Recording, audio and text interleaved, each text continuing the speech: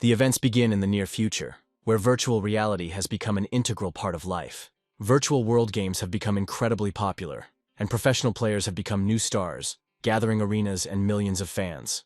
Unfortunately for humanity, about 30 years ago, terrible monsters appeared that could have changed the world for the worse, starting a cult of genocide, if not for people with supernatural abilities. Almost every day, monsters invade the Earth, threatening to wipe out villages, cities, and sometimes entire countries. And this is how a new international sport was born, designed to fight these mutants. In a world where magic and science intertwine, there exists a group of people endowed with unique abilities, a transcendental team called the Hunters League. The task of these heroes is not only to protect humanity from external threats, but also to maintain the balance between good and evil. The main goal is to destroy various monsters, be it ancient monsters, modern mutants, or even the products of scientific experiments. Their task, led by the most outstanding player June, is to protect the civilian population and prevent the spread of evil. However, everything changed overnight when the team leader's performances, hard work, and achievements were all wasted due to a less than impressive summer season. The director calls June to him for a talk. There is an awkward pause. The manager sits down nervously in a chair, collecting his thoughts before talking with the young hero. The man reveals the devastating news that this season will be June's last, as the president wants the main character to step down, citing that he can't do this forever. Swallowing a lump in his throat, the hero is overwhelmed with mixed emotions. Thousands of thoughts rush through his head. He always wanted to do this, but now his career is in jeopardy. Analyzing the situation, his thoughts begin with the understanding that every stage of a career has its end. Someday there comes a moment when it is time to move on, even if you did not plan it. However, it was difficult for him to accept this thought, since he single-handedly led the team to victories. Gritting his teeth and unable to withstand the emotional pressure, June suddenly jumps up from his chair and kicks the table in front of him, a bitter feeling of resentment and inevitability filling him. The director stepped back in shock. A persistent emotion of horror was visible on his face. Obviously, he himself was not prepared for this outcome of their conversation. The young man walked towards the exit of the office. The manager couldn't leave the conversation unfinished and shouted after Jun, questioningly asking where he was going, to which he received the answer that the guy was not going to continue this conversation. The young man's remark made the man lose his temper. He began to shout after Jun that he was an ungrateful person, and asked him to show at least a little respect when adults spoke to him, adding that it was not worth bothering and raising such a worthless and grateful person like him. The hero slows down and turns to the speaker with interest to continue the conversation. June, in agony, heads to the director, who is perplexed and horrified by the thought of what the young man will do now. The guy grabs the man by the clothes in a fit of anger. There is a short pause. Both heroes look into each other's eyes, while the temperature around them only heats up even more. While the director sits in his chair in shock and cannot utter a word about what is happening, June, gritting his teeth, asks if he has forgotten who invited him and to whom he owes his comfortable position. A sharp phrase flashed through the hero's head, which made him stop, he thought. If only you wouldn't tempt me. Images started flashing before his eyes. Full bloom was June's superpower. He knew that the rank-up of his ability would soon end. The young man came to his senses, threw these thoughts out of his head and returned to reality. The director spoke again and began to assure the hero that he was only doing what would be best for June himself. The guy was filled with anger from what he heard. He pushed the director away from himself with force. The man screamed from paralyzing fear. The leader began to cover his face and head with his hands, as if expecting June's next blow. The hero came to a realization. He understood that everything that was happening to him was directly the director's doing. With a sharp and quick movement, Jun turned around and walked towards the exit of the office, thinking that nothing would change even if he used violence. Walking down a crowded street with a feeling of worthlessness, the hero again plunges into his thoughts, remembering his usual life as a leader, the trophies he held in his hands, not believing how it all ended. He was confident that all of his high-ranking skills and perks were very useful, but he sadly realized that he had no more room to improve. All he has left is the full bloom skill, which is prematurely blocked and prevents him from moving forward. Standing at the traffic light, Juna couldn't stop thinking that it was all in vain. All his hard work turned to dust in a second, and only echoes remained from his famous name. The traffic light turned green. The hero headed straight ahead, going over one obsessive thought. Is it worth it for him to live on? He was slowly crossing the road when suddenly everything changed again. The screeching of brakes and a loud warning horn. June turned his head to see a huge dump truck rushing towards him, and it seemed like it would not stop. The last thing the guy manages to think about is that he probably won't see the light of day again. A strong collision with a truck, deafening, and only a squeal in the ears from pain and some helplessness in this situation. In the last seconds of consciousness, June lies on the cold asphalt, looking at the sky in shock, trying to understand what happened to him and what will happen next. Is this the end, or a new beginning? Passers-by froze in horror.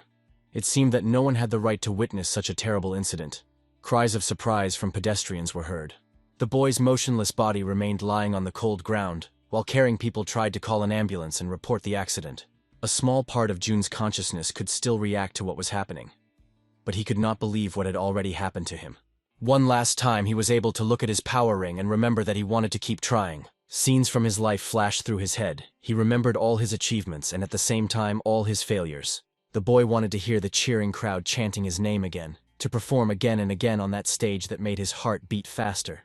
All he could see was the cup that would bring him and his team first place. Bitter tears poured from June's eyes. He was powerless in the face of the situation, and he was afraid to imagine what awaited him next.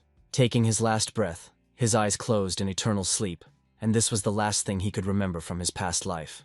Each of us, at least once in our lives, thought about time travel.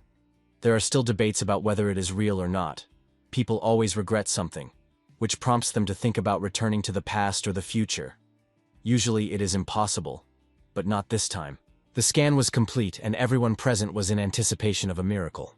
The results of June's physical characteristics check began to appear on the screen, and he slowly regained consciousness. A button appeared in front of him, by pressing which he could get up again and continue his life. Completely disconcerted, the hero looks at his hands and cannot believe what is happening. Getting up from the couch and coming to consciousness, he realizes that he has returned to the day his stellar career began. In lab in the oratory, besides June, there was a doctor and his mother. All that was left was to get the results of all the tests. The doctor recommended waiting for them. After some time, the doctor, handing the test results to the mother, congratulates her on the fact that her son is truly awakened. While the woman is perplexed, June thanks the doctor with a sly smile and encourages her mother to leave the laboratory with him. The heroes leave the building. They are met by a quiet street, beautiful weather, the sun at its zenith, and it seems that nothing could have happened before. Jun's mother, who was not in the best mood, insists that the boy should stop thinking about stupid things, to which her son, teasing her, asks if he should become a hunter. Hearing this, the woman irritably tells him that it is difficult to become a hunter these days, and there are very few good participants, and everyone who is shown on TV is the best player in the division, reproaching her son that if he wants to become a good hunter, it is better to give up right now. Jun was tempted to say out loud that he actually came from the future, where he was a legendary player in the League of Hunters, but he only casually replied that he would prove everything to her. The next moment, the mother swings at her son to bring him to his senses, trying to say that she doesn't need to prove anything. But June dodges the hand that hits his body. Their eyes meet. A persistent emotion of surprise appears on the woman's face. She is perplexed as to how this happened, to which her son only laughed in response. The next second, June is already running away from his mother. While she tries to shout to him and tell him that he should focus on his studies, since next year he is going to high school, the son asks his mother not to worry, and leaves her company. The hero is overwhelmed with emotion. He is determined and confident that he can prove to everyone who he really is, challenging himself as a man who has returned to the past. In his eyes, full of determination, one can read the thoughts of a guy who is sure that uniform is temporary, but class is forever.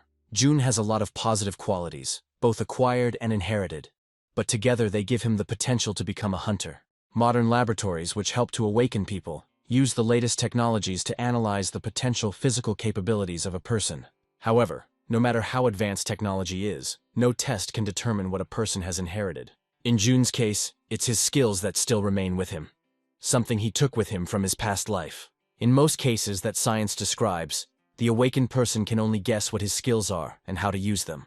But not this time. Our hero knows exactly who he is and what he is capable of in this mortal world.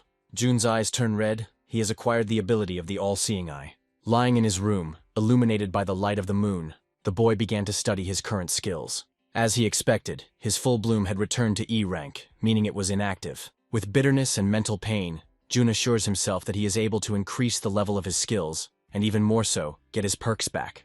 The guy gets out of bed. He can't sleep. He still has so many questions. He asks himself what is more important to him now.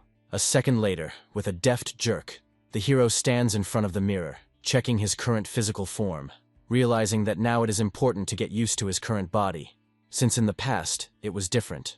Still standing in front of the mirror, June overhears her parents' conversation in the next room and witnesses her father convincing her mother to watch her son for a year. Following the development of the dialogue between the parents through the crack of the door, the hero hears how the mother convinces the father that their son is still in high school and they cannot allow him to act independently, to which the father responds in a calm tone that this is only his life and he should be allowed to do with it whatever he wants. A familiar situation happens before June's eyes, when his mother tries to impose her opinion on his father. But at that moment, his father doesn't even say anything, just sits and listens silently, waiting for his wife to cool her ardor. This situation encourages the young man to remember that in his past life, his mother was categorically against him becoming a hunter. But in this situation, he doesn't even want to argue with her. The hero is struck by the thought of how much can change in a year. Tournament tables begin to flash before his eyes. Players can participate in dozens of matches, gain experience, improve their skills, and understand that in his past life, Full Bloom could have been rank B if only he had started a year earlier. June could no longer remain inactive and decisively, taking hold of the handle, opened the door to his room. He really wanted to surprise his parents, so he said that he didn't need a year, he only needed 6 months. He succeeded. His father and mother looked at each other. They were sincerely surprised by their son's statement. The guy added that this was not a joke, and he was firm in his intentions, having received approval from his father, who showed with his whole appearance that he was happy. Jun clenched his fist, raised it to his chest and promised to show his parents what he was really capable of. In the morning, as if nothing had happened, the guy goes to school, but already at the reception, the girl tells him that he cannot enter, and he adds that minors can only enter with the permission of a guardian, and the guy needs a signature. He completely forgot about it because he was older in his past life, immediately accepting the thought that he wouldn't be able to practice if he returned home now. June, without finishing his monologue, felt someone's hand on his shoulder. Turning around, he saw an acquaintance of his from a past life named Kim, who greeted the guy and was glad to see him. Kim asks June in surprise why he is here, and for what purpose he visited the arena. In the hero's past life, Kim was a close combat fighter who consistently received the 2nd or 3rd rank in the 1st division. Jun asked Kim in confusion who he was, thinking that in this life he should not know the guy. The guy begins his emotional monologue, talking about himself. He studies in a parallel class, his name is Kim, and in this school he is known as an awakened one. The hero in response tried to squeeze out the emotion of surprise. June didn't have time to deal with him, so he said that he didn't know this guy, and that he was hearing about him for the first time.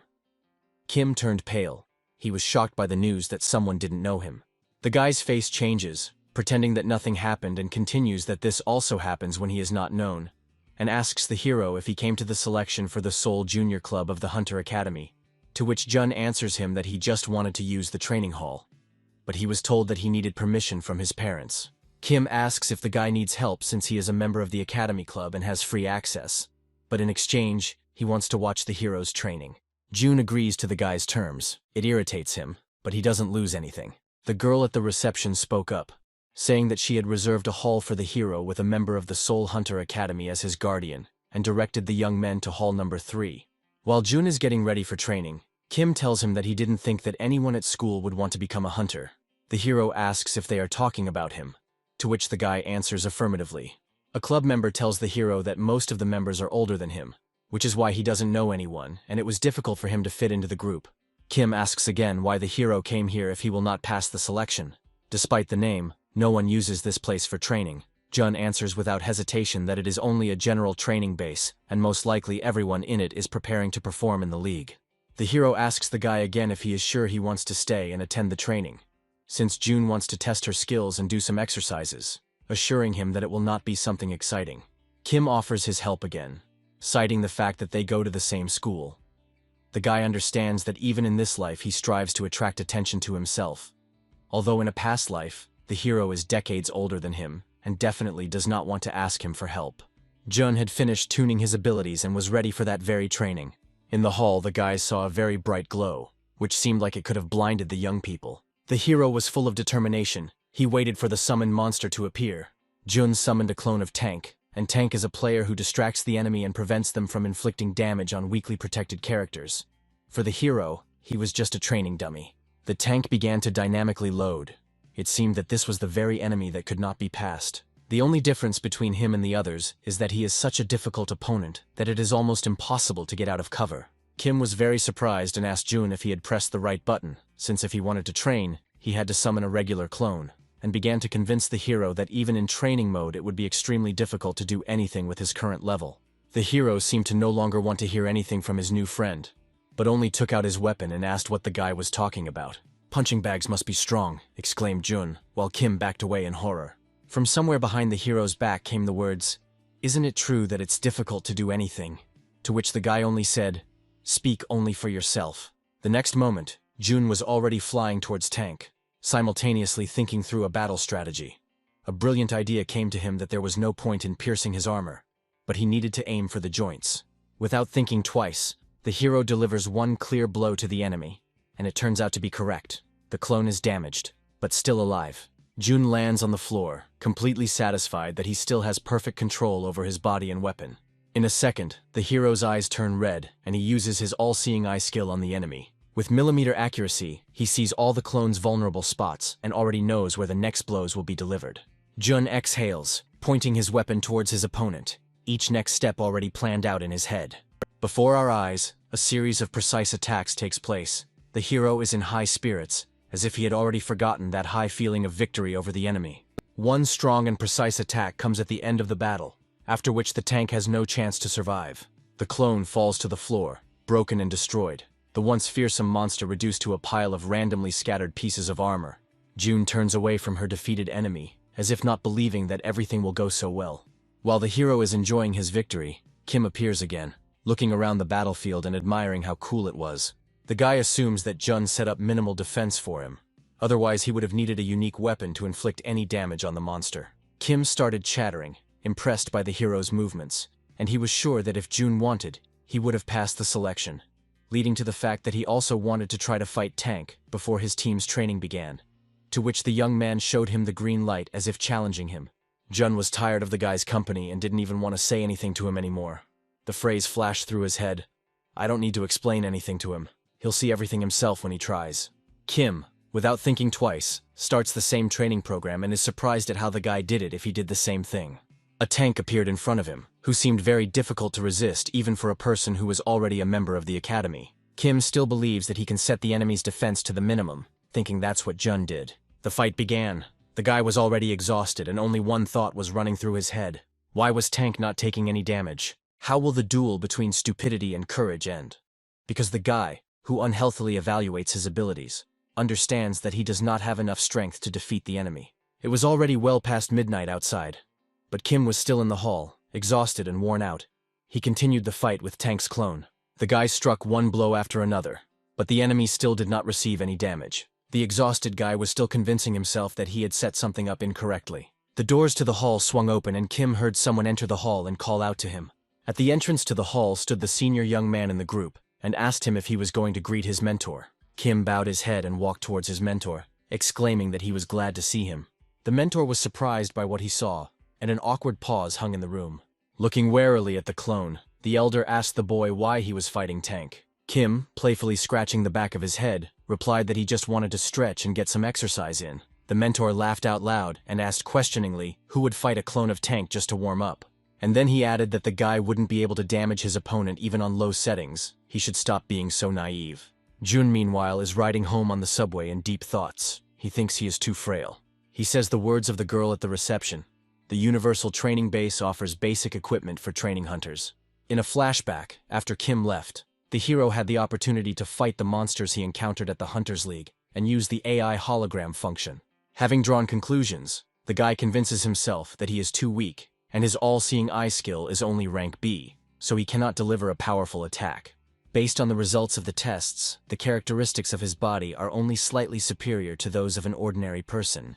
The hero decides that he needs to work on his body to become stronger and more resilient. Juna is overwhelmed by the thought that he will not have enough time, because in the evening the hall is only open to members of the club, and he cannot count on daily permission from his parents. Taking the phone in his hands, the guy resolutely begins to look for a place where he can train alone. His search is interrupted by a late incoming call from Kim. Picking up the phone, the guy asks Jun if he will come to practice and invites him to dinner. The hero agrees to the meeting and comes to the establishment, where his new friend is already waiting for him. Entering the establishment, Kim screams and cordially invites the guy to her table. Jun sat down at the table and said incredulously out loud that it looked like the guy had a ton of money, to which his new friend only laughed. Everyone knows that it is impossible to become a hunter if you have a poor family. The awakening test is very expensive. But even if Kim has a lot of money, he is still the same as in my past life. He was always ready to do anything to be in the spotlight. Jun started the conversation first. He was interested in why the guy asked him to come. He was sure that he was treating him to dinner, not because he could not afford it. Kim began to sweat with excitement and admitted that dinner was just an excuse and he wanted to know something. The hero asked the waiter to take his order and casually asked if their dialogue would be about Tank's clone. The guy continued, remembering the evening, and said that he tried to do the same as the hero, but it didn't work out. He became curious if Jun had set things up differently. Before they could finish speaking, the guys were distracted by a loud group of young people, and the hero turned around to see who had entered the establishment. Jun hears their dialogue and continues the phrases after them. He has only one question. They are dressed in the same uniform as Kim. Does this mean that they are teammates? The guy clearly hears the conversation of his teammates, and it seems that they are discussing him and his training with the clone. A blush appeared on the guy's face. Kim's mentor, not embarrassed by anyone around him, ridiculed him along with his teammates, telling everyone in detail about what he saw in the hall. The loud statements of the guys made Jun listen. It turns out that he was disturbing Kim while he was training hard, the hero thought. The guy put the glass down on the table with a bang, as if hinting that they should pay attention to him. He couldn't just leave this situation like that. Jun said, "No, there is no need to change anything in the settings for the tank clone." And he loudly continued that he was easy to defeat if you knew the trick. He deliberately raised his voice and began to praise the guy, saying that it was good that he was trying to figure this out. But there were a lot of feeble-minded people who claimed that it was impossible. Kim's mentor heard what Jun was saying. It seemed to him that he was undermining his reputation. He could not control his aggression, and abruptly stood up from the table, approaching the guys. He asked Kim if his friend had paid to be accepted into the academy, to which Jun asked him not to speak like that about him. In one sharp movement, the elder kicked the table, ordering the hero to shut up. Continuing the dialogue, the ill-mannered guy put his foot, clearly showing his advantage, on the table, and began asking Jun who he thought he was that he could show disrespect to an academy student, and began to intimidate him with words that if the urged one had hit the hero, then only broken bones would have remained of him here. The mentor continued that the hero had only 3 seconds to apologize. The guy's eyes flashed with misunderstanding. Why was this boor speaking exactly like that? It looked like a cliché from a movie. Disappointed that he missed out on the free dinner, Jun gets up from his chair.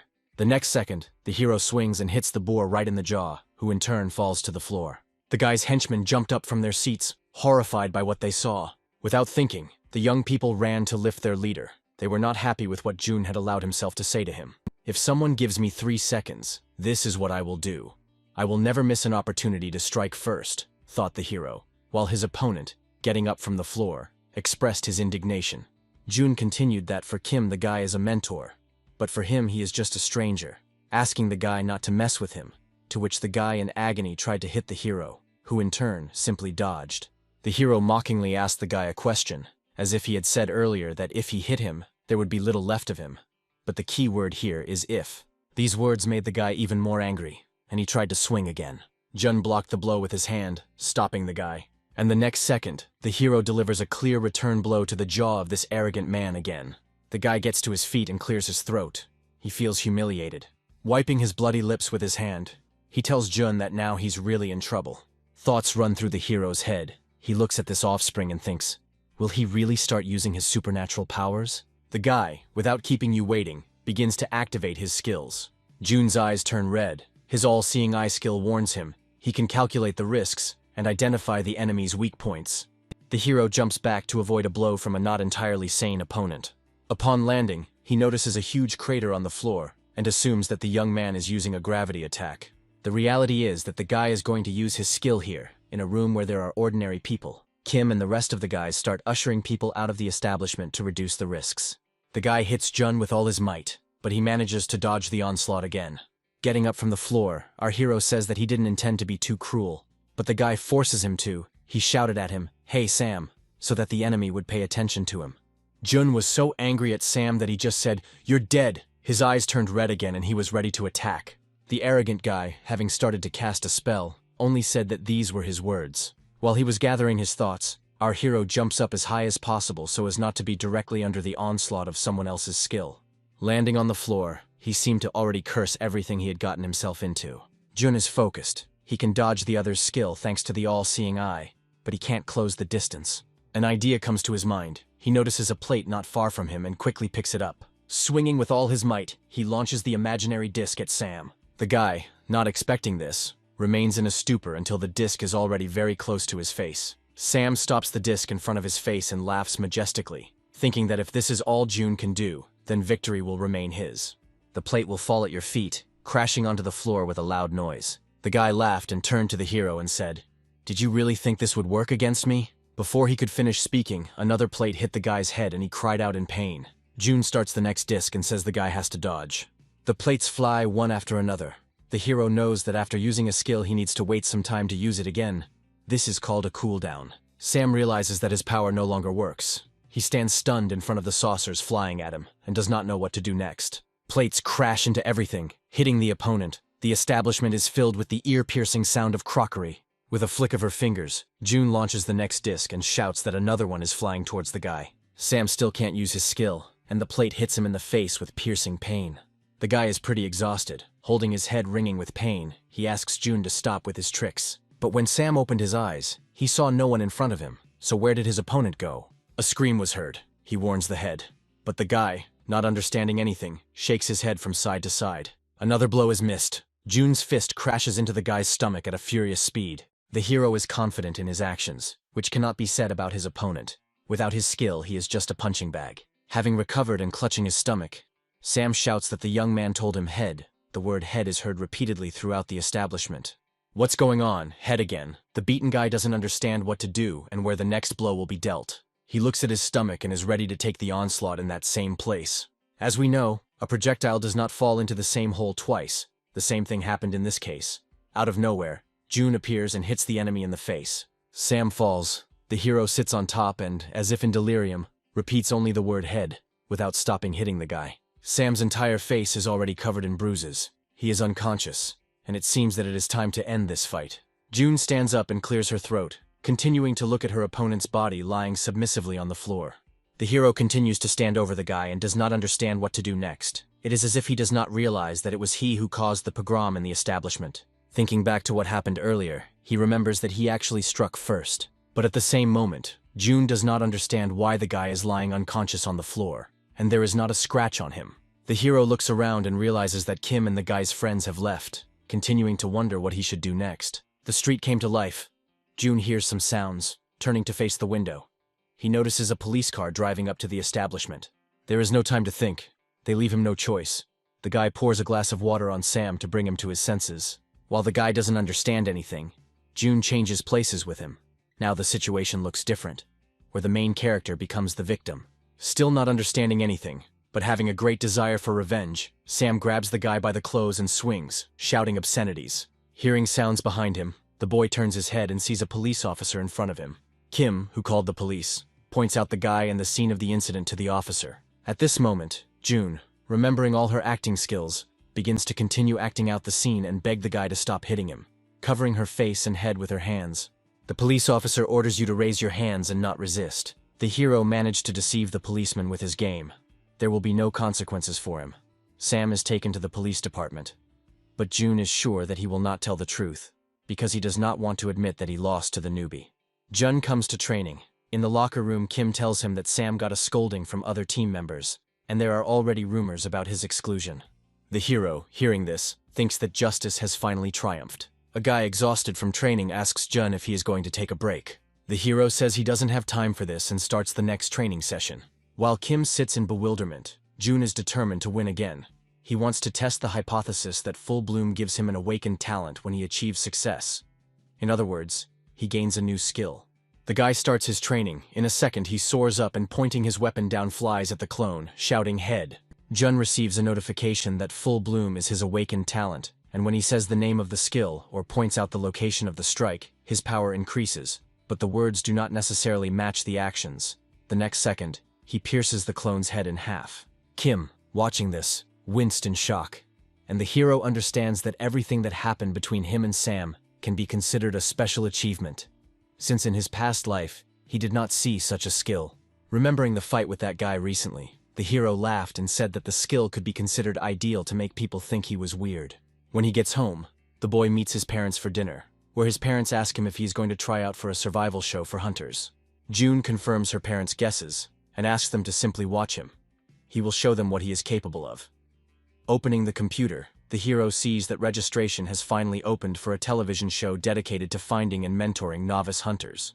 The mother starts to whine, asking if there will be too much competition since it is a TV show, to which the father, standing up for his son, asks him to leave him alone, and claims that no one will succeed if they don't take a risk. The parents continued to argue. The mother began to remind the father of old incidents in their life, to which the son simply laughed. Interrupting his parents, Jun continued to say that if he won the competition, he would get a place in the academy, or be able to join the 3rd Division team, not forgetting to mention that the cash prize was huge, and they would even make him a custom weapon. June was fired up by this idea and was going to give it his all. The parents were perplexed by what they heard, but they just quickly looked at each other and remained silent. Handing the second dish to her son, the mother sternly told him that if he failed, his son should not come to her and cry.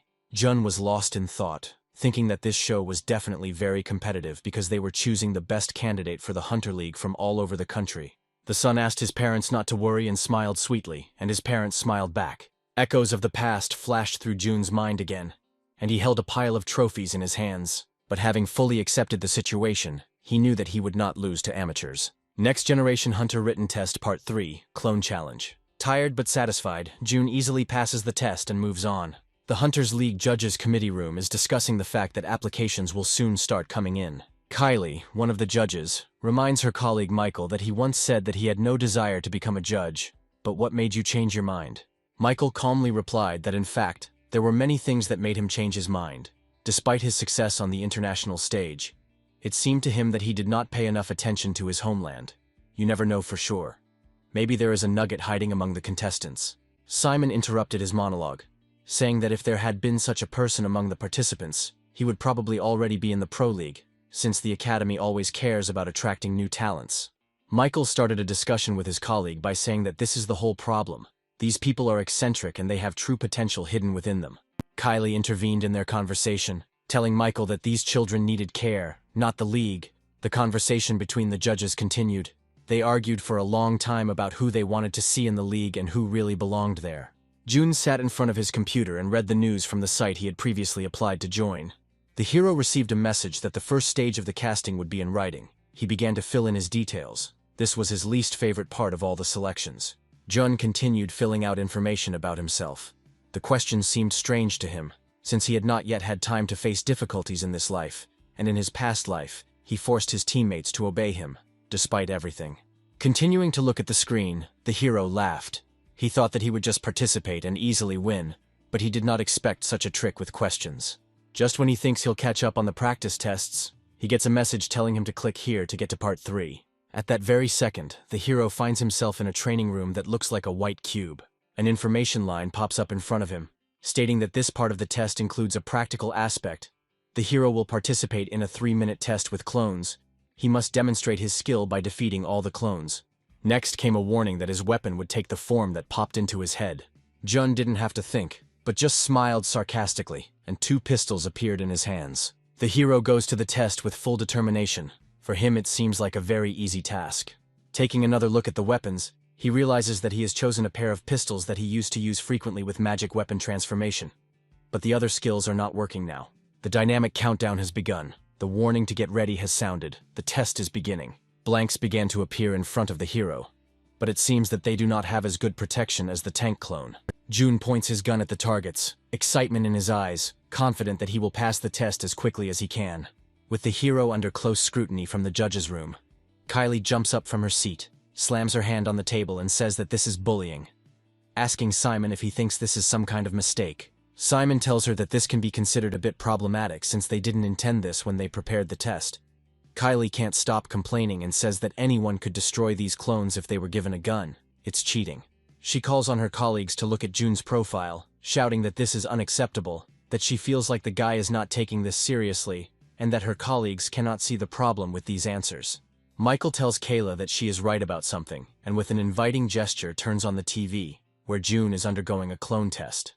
Looking at what is happening, One of the judges says that pistols are not quite the right weapon for hunters. Michael looks thoughtfully at the screen and says that they are almost impossible to use in the league, and also difficult to use against monsters. Once a weapon is separated from the body of an awakened, the mana contained within it dissipates, meaning that in order to use a firearm, each bullet must be imbued with mana, which is an incredibly difficult task, so most use spears and swords. Looking at the guy through the screen, Michael laughed and said that June interested him. Simon confirmed that he had had similar thoughts, but that he heard Kylie's disapproving voice. But he went on to explain that she could argue that the candidate had demonstrated extreme insight and found a loophole in the rules, whether intentional or not. But the end result was what really mattered. Michael laughed again and said that Simon was right. And besides, this wasn't the final round of qualifying. The judges decide that they can disqualify June later if he doesn't meet their standards, and Michael thinks the guy doesn't view guns the same way they do. Nobody knows, but maybe the hero really thinks that his pistols are effective weapons in the League of Hunters. As the judges continue to watch June's performance, he says out loud that this time he can only try to use one gun, and it in turn evaporates in his hands. Michael, after what he saw, hopes that the guy will prove to him that he is wrong about his candidacy. The following events take place in reality. When Kim comes to the director's office of the academy, the man asks the guy what happened to Sam, to which the guy laughs and says that fortunately his friend was not seriously injured. The guy's words make the director think, maybe Sam is not so strong in hand-to-hand combat, but his skill is still incredibly great. The man finds out if the guy was badly hurt, but Sam was beaten half to death.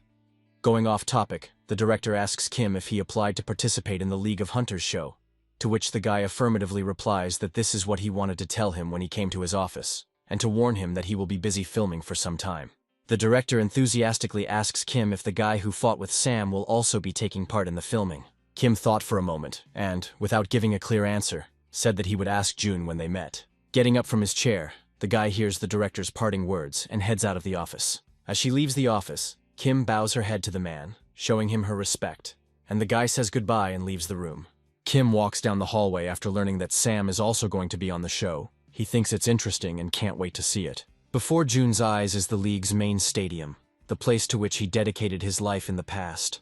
The hero remembers the place with warmth. He hasn't been here for a long time, but it was here that he began his journey. Jun headed towards the building without thinking. It seemed like an eternity, the time he was not there. The Hunter League is divided into 3 divisions. The first one takes place inside the tower, and the other 2 in the virtual reality stadium. Before, Jun wondered why these stadiums were so big, since almost no one used them. It seems that they are needed for such cases. The hero has never been in the stands before. Eugene, a finalist of the Next Generation Hunter Games, is a serious guy for his age. Justina, a finalist of the Next Generation Hunter Games, is quite a sweet girl. And Jean, also a finalist of the Next Generation Hunter Games, is an inconspicuous guy compared to the others. June realizes that this show took place long before his debut, so he didn't expect to see familiar faces in the arena. Watching the hunters' welcoming words before the match, the hero sees several more familiar faces, wondering who will win. With a sly squint and his signature smile, Jun is confident that he will be the winner this time. Someone from the crowd shouted his name. He saw Kim in the stands and headed towards him. Sitting down next to him, the hero asked the guy how his life was. The guy replied that he was doing well, but he thought that June would spend some time in the hospital. The young man laughed, and to Kim it must have looked like he had sustained some pretty serious injuries. The guy began to whisper to June that Sam had been put on probation and would need 3 weeks to fully recover. The hero glanced down and saw Sam below in the stands, asking in surprise how the guy ended up here. Kim replied that he had no choice. The pro teams were looking for talent among the academy students, so he had to impress them.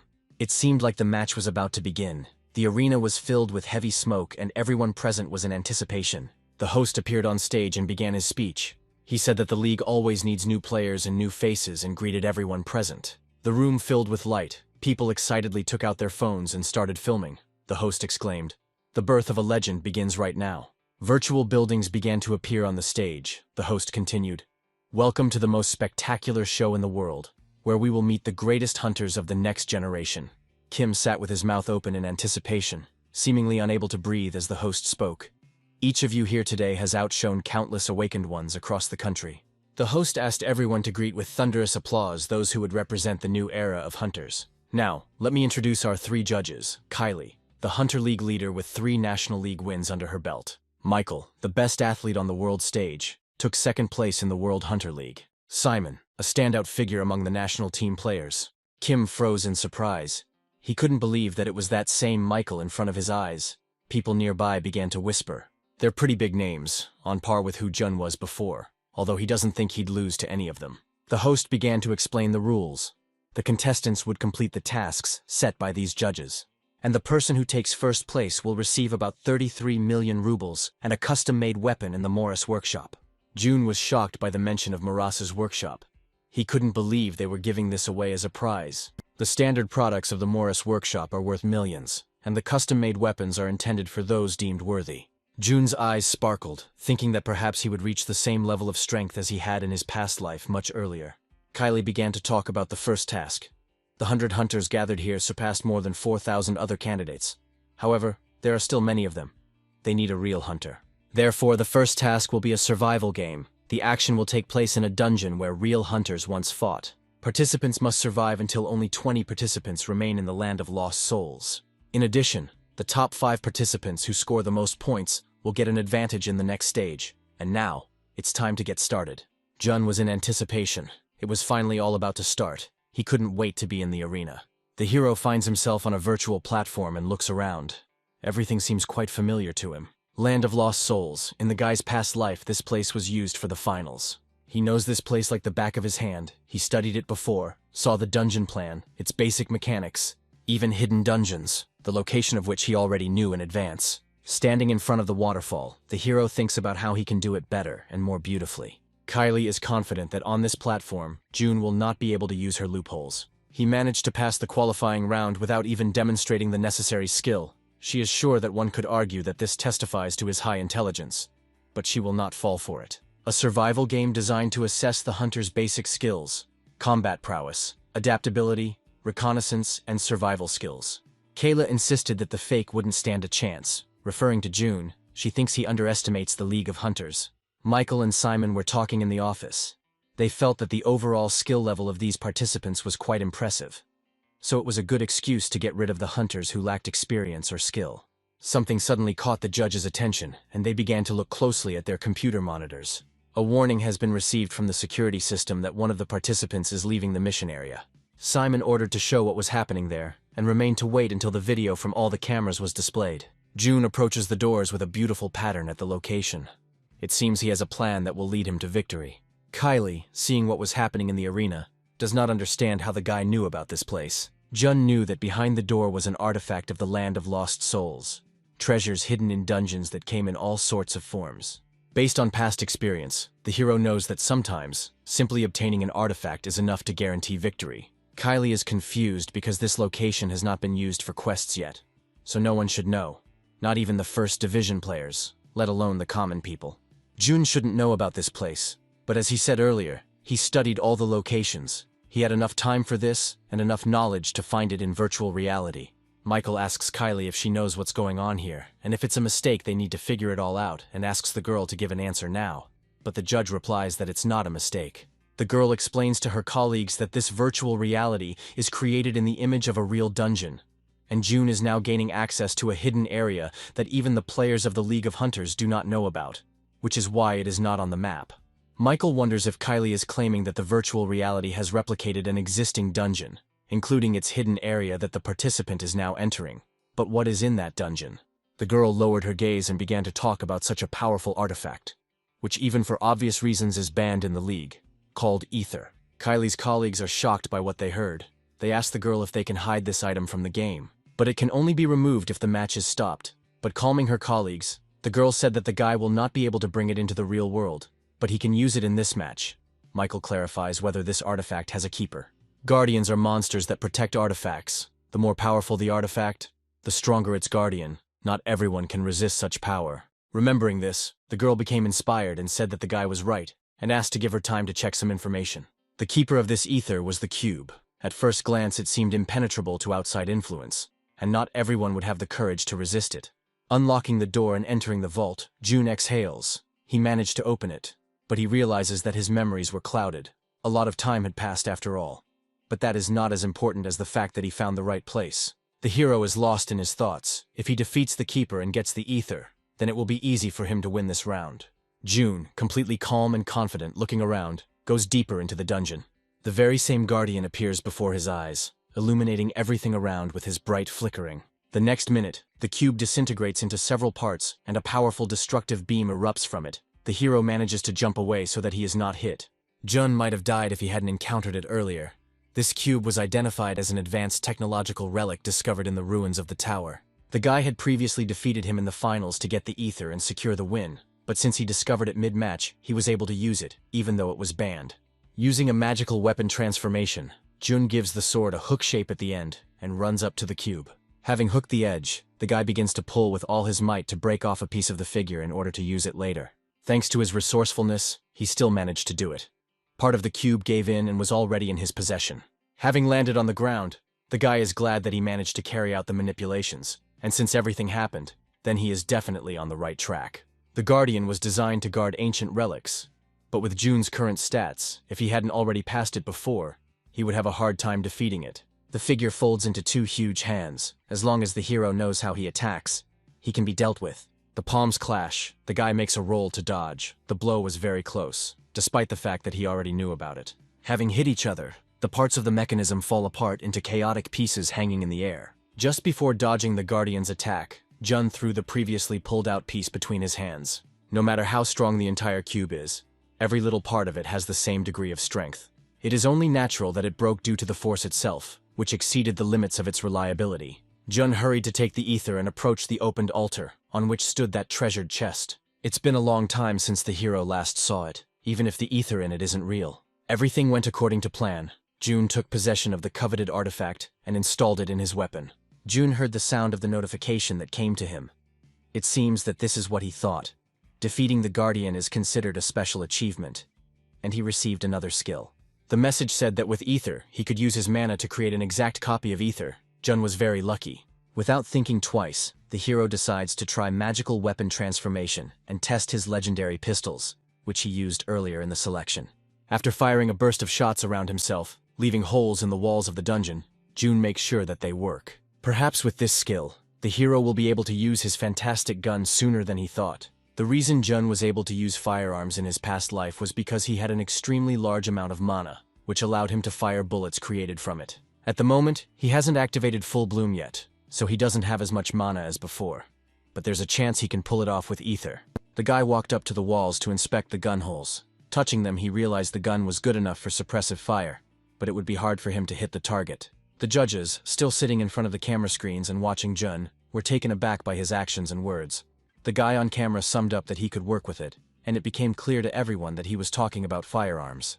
A cold sweat ran down Kylie's face in excitement. She exclaimed, "He picked up the guns again. This is how he was going to use the ether."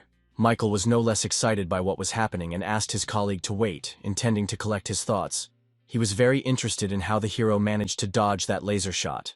This intrigued the judge the most. Next, Michael thoughtfully said to everyone present that the cube is not a living being, so the hero acts according to a certain pattern, but there is no chance that he knows about it. Kayla interrupts her colleague again and continues her series of speculations. She believes that this is not possible since only pro players can know about this, but not ordinary participants, and she suggests that Jun has the clairvoyance skill, which can predict the enemy's actions. The girl continues to think, and if we put all this aside, then how did he come up with the idea of defeating him with the help of some piece of the cube? Michael continued the conversation with Simon, saying that the whole problem is that such players are eccentric people, those who can really succeed with the right upbringing, who have true potential hidden within them. Jun moved calmly along the map, not knowing what awaited him ahead and what he should prepare for. Looking up at the sky, he saw the kill rating on the map. Everything was going exactly as the Seoul Private Academy first team members predicted. Jun ran on, telling himself that the round must be over soon because there were already 60 eliminated. Walking along an empty road alone, it seems to him that there is no one who could surpass him in a one-on-one fight. Juna is distracted by a sharp sound. He turns around and realizes that it is gunfire. Collecting his thoughts, he understands that he has been too late and should continue on his way. 60 people out of a possible 100 have already dropped out, and he could hardly take first place only if he eliminated all the remaining rivals. But this does not seem possible to him, since he physically cannot find everyone on the map, so he is happy to take at least 5th place in the table. While the hero is building a strategy in his head moving forward and thinking about how to kill as many players as possible, he notices a guy in the bushes, who confesses that it is Sam. It really is him. The guy has taken a convenient position from which he can clearly see the remaining opponents and is hiding in the bushes.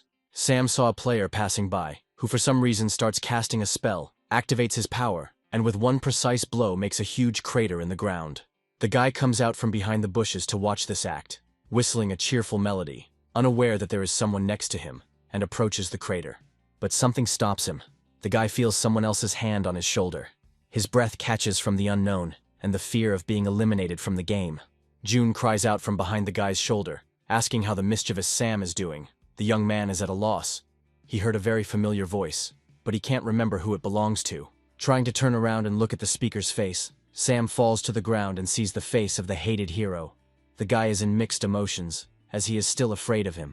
June, getting closer to the guy's face, tells him that he has a small problem that the guy can help him with. Sam, getting up from the ground, begins to furiously express his dissatisfaction and asks if June is making fun of him, threatening that he is already a corpse. The hero grabs the guy by the shoulder and plays a friendly scene, forcing a smile on his face, saying that he came here to ask for help. Doesn't the guy think that he is being a little rude? The guy is not satisfied with any of the hero's answers, and he begins to treacherously activate his power. With an unexpected and sharp onslaught, the guy throws June away from himself, who in turn falls to the ground near the already existing crater. Looking at the hole in the ground, it gives him the idea to force Sam to use his skill over a larger area, but at a reduced power, after which he could sneak up and take all the kills for himself.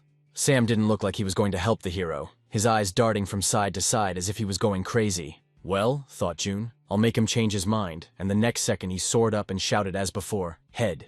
The hero continued to strike his opponent. Sam screamed and asked him to stop. He quickly ran out of breath because he did not understand how the guy could strike so accurately. Sitting on the ground and calming down, Sam asks the hero what he wants to achieve, to which June offers him to work together from now on. The guy was surprised again by what he heard. Fear flashed in his eyes. "How is it to work together?" "I don't want to have anything to do with you," Sam said. Jun laughed, took out his gun, and asked the guy if he was sure of his words. Without keeping himself waiting, the hero points his gun at the guy and without aiming, fires a shot, hitting the ground next to his leg. Putting a gun to Sam's head, the hero clarifies that in this case, he will have to get rid of the young man. Having given an ultimatum, June again repeats that the choice is up to the guy, to die or to help and stay alive. Sam, not seeing any other outcome of events, desperately asks what the hero needs from him, and June tells him about her idea. Not far from the scene of all the events, the young people hear a fight between other players, and decide that this is their chance to work as a team. Immediately, the guys silently approach the guy and the girl, who are sorting things out, talking, and are completely ready for a fight. Sam uses his strength and hits the ground hard. The guy is thrown back immediately, and the girl screams in horror and does not understand what is happening. The guys easily deal with the players. June triumphantly raises the gun above his head and shouts that the double murder is cool. His eyes shine from what he did, to which Sam, who is behind the hero, raises his fist up in displeasure and shouts, "Damn you." Before the boys could celebrate their first team victory, a stranger appeared behind them. With a slight upward gesture of his hand, the stranger sends his shining sword towards the boys. Hearing the sound, his teammates turn to look at him and see that they have fallen into a trap. Sam involuntarily uses his honed gravity skill and stops the blade, which is already very close. June tells Sam that the sound of the gunfire was too loud, thus attracting too many guests. Players began to emerge from the forest thicket. It wasn't just one guy, he brought a whole group with him. Hunter League is a team sport, so naturally not every player is suited to the role of striker. Despite Sam being third with 8 kills, gravity is the most effective support skill on the battlefield. The judges continue to discuss the events happening on the map. Michael clarifies that Sam is doing well, but the question is whether he will ultimately become June's victim. Kylie noted that if June had really intended to get rid of the guy, he would have pulled the trigger a long time ago. The judges were actively watching all the guy's actions earlier. It seemed to them that they were talking about something when June held a gun to Sam's head, and they started making their own guesses. Kylie thinks that the hero wants to use the guy as a support, and Michael says that this is the case, but he does not understand how June found the right person for this task. They could not have met in advance. The girl continued by stating that they would make a great duo, as Sam could hold off the gravity players while June would take them out with her ether gun. Simon liked Kayla's words and said that it sounded good in words. The same cannot be said for Michael, who, despite the general confidence of his colleagues, frankly admitted that he would not be so confident on this issue. On the field of events, Jun saw a very familiar face. The leader of this team was the already familiar to him Eugene. it seems that this opponent will not be so easy to defeat. The easiest way to win a battle is not powerful weapons, nor tactics, nor a good team composition, but numbers. Jun thought that Sam was on his side, who could use gravity. But he was just a support. No matter how hard he tried, he would hardly be able to win. The opponents probably thought so, so Jun, not afraid of anything, soars into the sky again and fires a series of shots. He tells Eugene that he hasn't felt this for a long time. But for the opponent, this is the first time, isn't it? Eugene returns the sword to his hands and says that he doesn't know how he did it, but he got his hands on a rather unusual weapon, but this will not stop him from destroying Jun. Without any doubt, the former finalist throws a sword at the hero, who in turn begins to shoot back at the attack with excitement. In the boy's past life, Eugene could control multiple swords using telekinesis, but in this game he only has one weapon. Now he can't do the same thing as then, and it will be difficult for him to defend himself from many bullets. While Jun is fighting an unequal battle and analyzing Eugene's actions, he hides behind a tree, taking cover from bullets. The hero understands that, unlike his past life, the guy has a strategy, while Sam, taking advantage of the chance, runs away from the field in the other direction. Eugene goes into close combat and swings his sword. Jun manages to dodge and knocks the weapon out of his opponent's hands. The guy still has a lot to learn in this life. The guy, overcome with panic, falls to his knees. At that moment the hero, with a cold gleam in his eyes, slowly approaches and says that if you get so close to the enemy with a gun, then the chances of missing are 0. His voice sounds like a sentence. Jun decides to use a different strategy and rushes deeper into the forest where he knows the rest of the enemies are hiding. Eugene decides to act and throws his sword at him. The hero activates the all-seeing eye skill to take out all the others, but Eugene will defend himself. With one swift leap, the hero appears above the guy like a bird of prey and instantly removes him from the game. The first one is dead. His body falls to the ground like a sack of potatoes. Next, he sees a frightened girl, her eyes full of horror and despair, and without delay he fires a shot. A loud sound breaks the silence, and the second one is dead. Her body lifelessly drops to the ground. After finishing taking out all the players, Jun slows down to take a breather, already with 7 kills to his name. Gathering his strength, taking a deep breath, the hero says, "You are the last, Eugene," and pulls the trigger. At this point, gritting his teeth, the guy begins to make an invisible shield, quickly spinning his swords, hoping that they will help him not miss the bullet. Jun starts firing a burst, confident that no one and nothing can surpass him and his weapon. Eugene skillfully deflects all the bullets. It seemed that he had always been preparing for this very moment, having previously honed his skills. His ability to reflect every shot is incredible, even considering Jun's bullets travel slowly due to his low mana. Unfortunately for Eugene, Jun turns out to be better than him, and one of the bullets still goes unnoticed and passes through. The hero grimaced in a terrifying smile. He finally got the enemy. Perhaps this victory would give him a chance to change the situation for the better. The fight is over. The siren sounds. People appear on stage. The host screams, "We present to you 20 survivors, and the survival game is over." Jun was deeply disappointed with his performance. He could have got everyone with his potential. He was just unlucky. The floor was given to the judging committee. Kayla congratulated the survivors and said that each of them had earned the right to consider themselves a true hunter, and, considering that hunters represent a tiny fraction of the awakened, this is truly amazing. Michael continued by saying that the main goal of the hunters is not to win matches. They want people like the first generation of hunters, those who protected humanity and always fought bravely. The judge's face appeared in close-up on the screen, and in a fatal tone he said that he believed that the survival game had given the participants an idea of what it meant to be a hunter. Jun listened carefully to the judge's further instructions, which stated that the details of the next task would be revealed at this same place next week. The voice urged them to realize their shortcomings in today's game and use this time to improve, and that the participants were free to use the gym as much as they wanted. After wishing them luck, the judges finished their speech, and the final rating appeared on the board, which Jun was of course not very satisfied with. He took the 5th place in the ranking, becoming one of the successful participants of the competition. This achievement became not only a source of pride for him, but also an indicator of how effectively he can use his abilities and adapt to different tasks. His attention was drawn to an incoming notification. It said that Jun had completed the task, and his full bloom was an awakened talent. From now on, he could use his mana to create an exact copy of Ether. Suddenly, Kim approached the boy, saying that he had heard about his 5th place, which was achieved thanks to his hard work and tireless persistence. Jun asked the guy with interest in response about his results, and clarified whether he had completed the task. The guy answered yes, but he was more interested in something else. He began to enthusiastically ask the hero about where he got the gun and how he was able to use it. At the moment, everyone is talking about him about this. Jun coldly replied that he had found a way. But the boy could not stop. He had a lot of questions regarding this situation with the guns. Someone called the hero. Turning around, the man opposite said, "Mr. Jun, please prepare for the interview." Everything was ready in the studio. The cameraman and the host were waiting for Juna, who asked questions to all the participants. Finding himself in front of the camera for the first time, the hero became confused, felt anxious, and asked where he should look. The command motor sounded. The interview began. The host asked the first question, in which he wanted to know why Jun came to the show Next Generation Hunter. The hero considered it necessary to say that he believes that there is simply no better candidate than him. The host remembered that he almost forgot to congratulate the hero on reaching the finals and asked him to share his thoughts about the first stage. But Jun dryly replied that everything could have turned out better, but he passed the test as he should have. The man continued asking questions at incredible speed, asking if Jun thought there were worthy opponents on the battlefield, to which he again received the answer from the hero, "No. No one." The presenter continued, enthusiastically asking how it happened that you took only 5th place in this competition, and how you can comment on this. Here Jun did not lose his composure. His eyes sparkled, and with incredible charm, he answered that no one would be interested if he broke ahead at the very beginning of the show. After this answer, even the operator could not contain his emotions. He said in surprise, "This guy is just something." The interview continued, but there was nothing more interesting that could attract our attention and the heroes.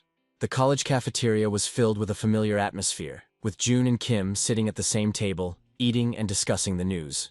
Kim noisily pressed his head with his hand and exhaled loudly, as if throwing off the weight of thoughts that were haunting him. The hero decided to find out from his friend what was going on. It wasn't for nothing that the guy had become thoughtful and distant. Kim shared that he found it painful to answer questions in the interview, as if each word was being forced out of him with difficulty. He felt the nervous tension growing, the journalist's gaze piercing him, and his own thoughts becoming confused in chaos. The guy continued that they were trying to compare him to Sam. Because of this, he felt very uncomfortable. His heart was pounding in his chest when he tried to formulate answers. Every question seemed like a trap that he could easily fall into. Listening to the monologue of his suffering friend, Jun thought that Kim was sincere with him, and that it was all because Sam always tormented him. But the boy was not one to speak ill of his elders. The hero's stream of thoughts was interrupted by the end of the guy's monologue, in which he said that he told the journalists that his rival was not Sam at all, but Jun, to which the hero nervously choked on his food. Satisfied, Kim waited with a sweet smile for Jun's response to his statement. But the hero thought that it was even worse. He should have just agreed with the journalist about Sam's candidacy. While Jun was silent and digesting not only the food but also the information he had just received, Kim asked him what questions he had been asked during the interview. The hero convinced the guy that there was nothing unusual there. They were just finding out who would win. The usual questions. Without stopping chewing, the guy answered his friend's question about what he answered to the question about the leader and the favorite. Jun answered without a twinge of conscience, "It is obvious that I will be the winner." Kim thought about it. It seemed like he mentioned Eugene or Justina when asked about the winner. But those two are on another level. Even among the academy team members, I think they could play in the pro league without any problem. Juna was caught by his friend's words and angrily asked if he had always thought that way, and if he thought they were on a different level than him. Kim was taken aback. His eyes widened in surprise, and he was unable to utter a word. These words became the beginning of his release from the internal pressure. The hero continued to say that if the guy continued to think this way, he would never achieve anything, and advised him to give up these thoughts. Kim's heart began to pound with excitement. He felt more confident and calm. This situation became a lesson for him. He must talk about his experiences even in the most difficult moments. Jun walked out, thinking he had been very harsh with the guy. But he had to say it. Talent is more or less the same for everyone, except for a few exceptions. Those who excel have their eyes firmly set on the top. Jun couldn't stop thinking about his stupid friend. He was sure that there was no point in considering himself less capable than others, especially at his age. Someone interrupted the hero's thoughts. Turning around, he saw a guy who greeted him. The guy introduced himself as Alex and started asking a dozen questions. Jumping from topic to topic, he was very interested in the fight with Eugene. At the end, he asked the guy's name. The guy irritably replied that his name was June and found out what Alex wanted from him. The guy excitedly replied that Eugene was furious when the survival game ended for him. Standing behind the guy, Eugene asked him not to talk too much and urged him to leave. Grabbing the guy by the scruff of the neck, Eugene apologized to Jun for this performance. The hero was again left on the din with his thoughts. He had no idea what had just happened in front of him. As Eugene drags a sad Alex towards the exit, June remembers hearing that they are both from the academy and seem to get along well with each other. The hero activates the all-seeing eye to learn more about the guys while they are in his field of vision. Eugene, sword control and acceleration skills. All characteristics are well pumped. The weakest point is flexibility, and the strongest is strength. Alex, skill power category B. Characteristics of power are more powerful than his friend. First place is power, which is pumped up by almost 10 points out of a possible 10. But at the same time, weak points are flexibility, endurance, and regeneration. Jun realizes that while his full bloom is not activated, some of the guys' stats are 50% superior to his, and in some cases twice as much, and he managed to win the survival game with the help of Ether. But the next round might not be so easy. The dream of many beginning hunters who want to become professionals begins right now, the presenter said. The judges, a team of experts, each of whom was a master in his field, gathered around the table, and applications for participation in the show lay on the table. The judges exchanged glances, and Simon asked if the contestant was a student at Seoul Private Academy. Kylie replied that it was one of the top participants, ready to take risks for the sake of his utopia. It was about Eugene, a talented man with history and drive, ready to do whatever it takes to realize his dreams on the big stage. During the interview, he was asked what difficulties the guy faced on the path to becoming a hunter, and how he overcame them. To which the guy replied that it was not easy for him. He failed the entrance exams to the Seoul Private Academy twice. But despite everything, he did not give up and turned his failures into opportunities. He realized that hard work is always rewarded and learned to evaluate and improve himself. Kim was already sitting and watching Eugene's interview, in which he said that this is why he firmly believes that perseverance and unwavering determination are the keys to overcoming all problems. Nowadays, technology has advanced a lot, and it hasn't been long since the survival game ended. June came into the guy's room and asked if the show had started. Kim replied that he didn't think the show would go on air so quickly. The hero was interested in what people were writing. The guy said that the comments were pretty good. Many say that Eugene's answers are too dry and boring, but they appreciated his modesty. Jun was shown on the screen, and they said that the next participant chose less traditional answers. The hero, looking at the screen, saw his interview, and his face lit up with a wide, sincere smile. He could not contain his delight. The guys continued watching the interview. A question was asked about what difficulties you faced on the path to becoming a hunter, and how you overcame them. To which Jun responded, "I'm not sure. I don't think I actually faced them." Next, the hero was asked how he would resolve conflicts between him and the team members, to which he replied that if they left all decision-making to him, then no problems would arise. Everyone started comparing Eugene and Jun, substituting their answers to the same question, in order to show the difference in views. But when asked who seemed worthy of the opponents, they answered in unison, "No one." Jun didn't like this. He stood up abruptly and told Kim that it was enough to watch this. It was time to go to practice. To which the guy said that they hadn't even gotten to the game itself. Jun enthusiastically shouted that they would definitely watch it on repeat, and the guy, with a smile on his face, readily agreed. Kim became curious and asked the hero with genuine interest why he was only pumping his legs. The hero asked the guy what he thought the player's role was, and the guy suggested that he was a ranged fighter. Jun continued asking questions about what the guy thought was most important for ranged fighters, whether the damage was huge, but mobility shouldn't be ruled out either. Continuing on, you may have noticed this in the survival game, but Eugene and other elite melee fighters either have outstanding mobility or attack, which poses a threat to ranged fighters. Jun continued that this is why his mobility should be on par with melee players, if not better. The boys were distracted by the voice when they heard that Jun had an interesting point of view, but had something to say contrary to his statement, after which the voice broke off. An adult man appeared in front of the young men and continued to speak. In the Korean Hunter League, strategies aimed at eliminating ranged fighters are rare. Jun was impressed by the man's speech. He began to think who it was, since he didn't look like an ordinary person, since he had access to this room. Jun didn't hesitate to answer, saying that if a man were to look at how teams play against the British or French League, he would notice that they would prioritize ranged fighters first. In other words, it would depend entirely on what ranged fighter the player would have to fight. The guy finished his speech by saying that for him, this was more than enough reason to pump his legs. The man laughed and came closer. "So you're saying that your skills as a ranged player will make you a priority target for melee fighters?" Without waiting for an answer, the man began to laugh loudly and applaud. He called Jun brave and said that it was very interesting. But he continued that, however, overconfidence is one of the main failures. The man turned and headed towards the exit, saying, Take this as advice based on my experience. I'll be watching you. Kim exclaimed in surprise what it was and who it was. Jun said that he had no idea. The hero lay back down on the machine and said that the man assured him that he would be watching him, so he thought he would prove to him what he was capable of. Entering the office, the guy asks the man, "Chairman, is something bothering you?" To which the man says, "Let me ask you a question. What do you think is the most important thing for ranged fighters?" But the guy gave a clear answer that it is support skills and attack power. The man turned around and said that the answer was wrong. This man named Ted is the chairman of the Hunters Association, a first-generation hunter. The guy in front of him started going through the answers and saying that for ranged fighters there are many important factors. Even the most powerful attack is useless with low accuracy. So it is very important. The chairman got angry and asked the guy to stop and forget the dialogue. The man settled comfortably in the chair and closed his eyes, allowing his mind to drift back to the distant times of his youth. Memories began to surface like vivid stills from an old movie, in which a young man asks the then-young chairman if he is going to work with mana, but the young guy replies that the most important thing for a ranged fighter is his legs. The older guy laughed, and the chairman continued that monsters always attack ranged fighters first, because they know that we are weak in close combat. We always have to be on the move after we shoot. The guy clarified that the young man wanted to say this, because if a ranged fighter's position is discovered, it means certain death for him.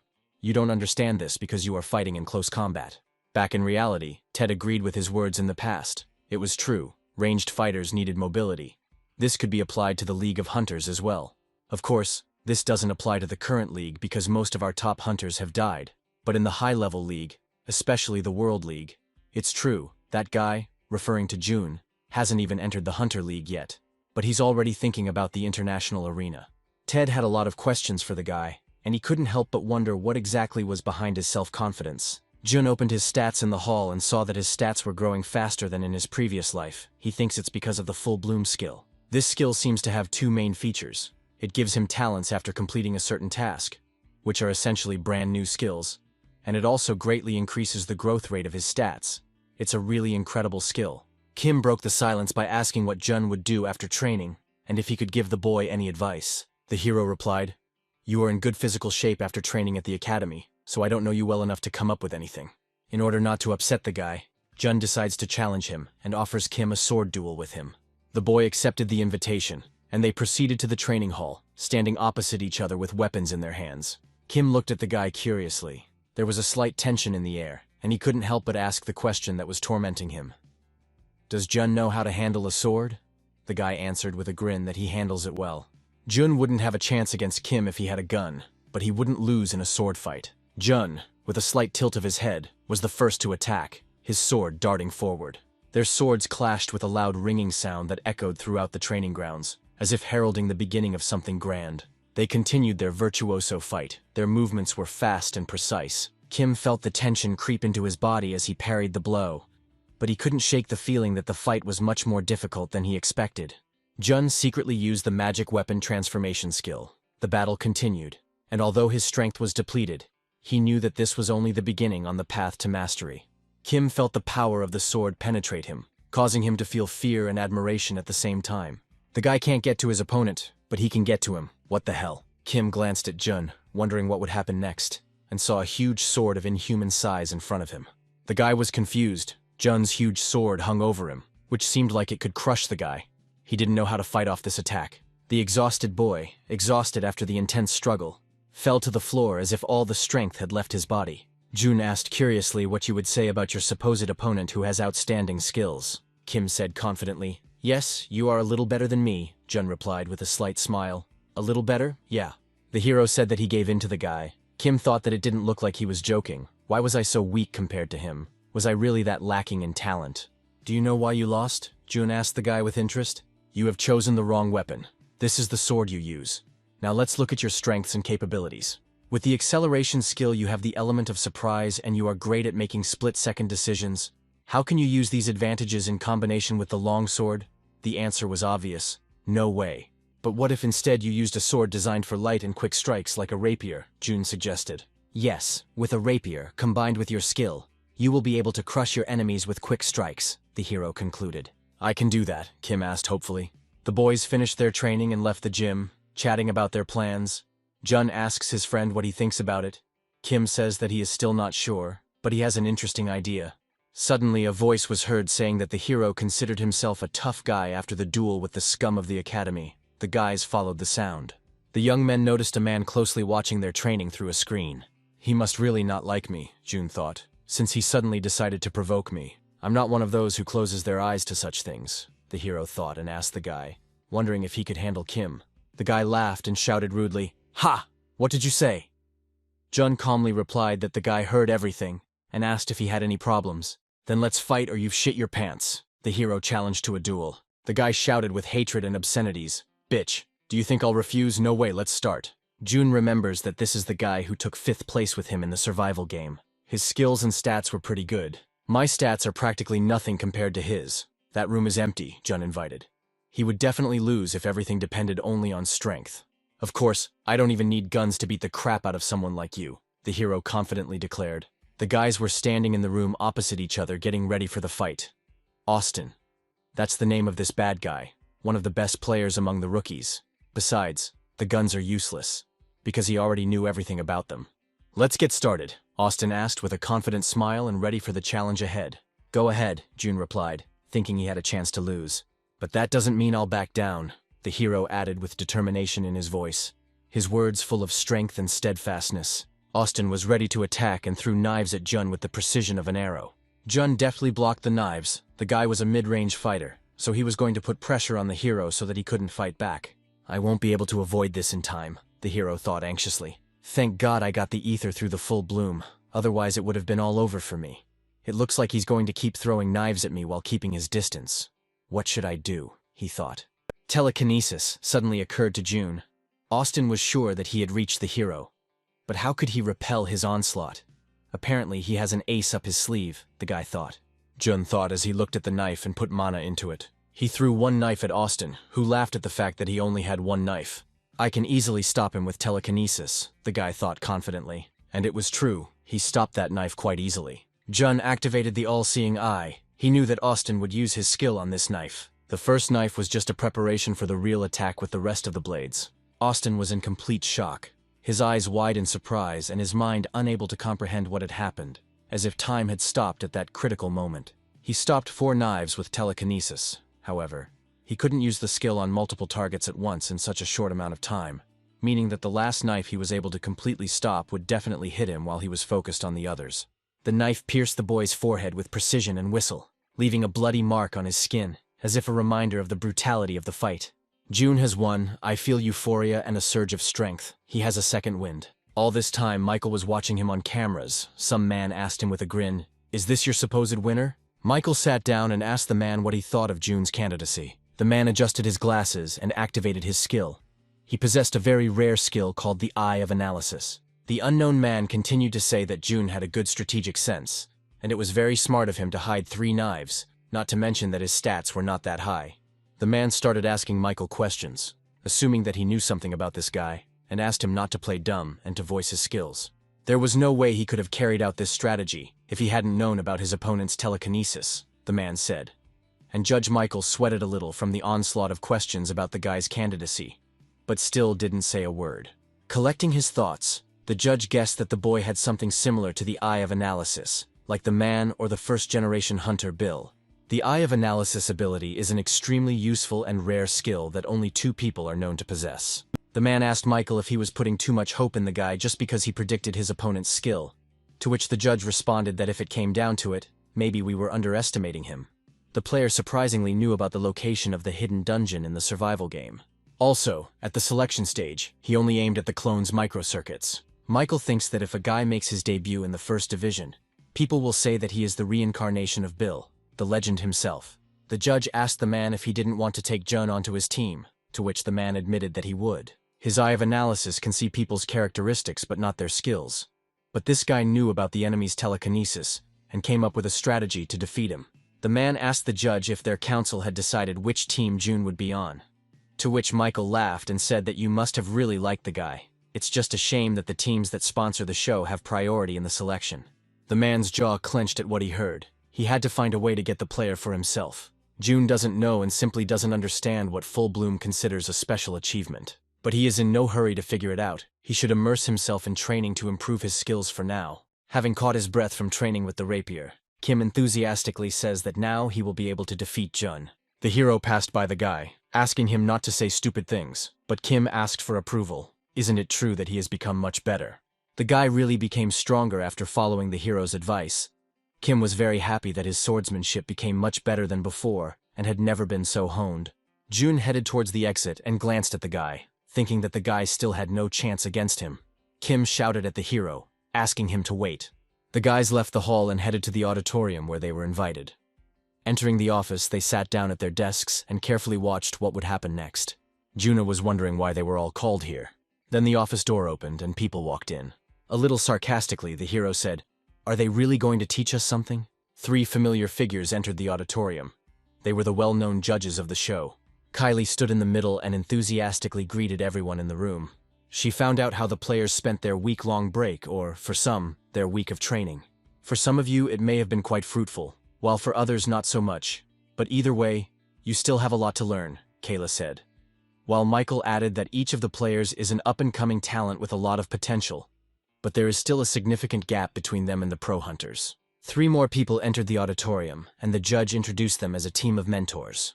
Each of the 3 people presented to you has played in the First Division leagues, and could boast of victories or other achievements that are equally worthy of attention. They will be responsible for both instructing and evaluating your actions. The mentors will train you to perform the functions assigned to you, and your work in these roles will be assessed in the format of a mini-league of hunters, 3-on-3.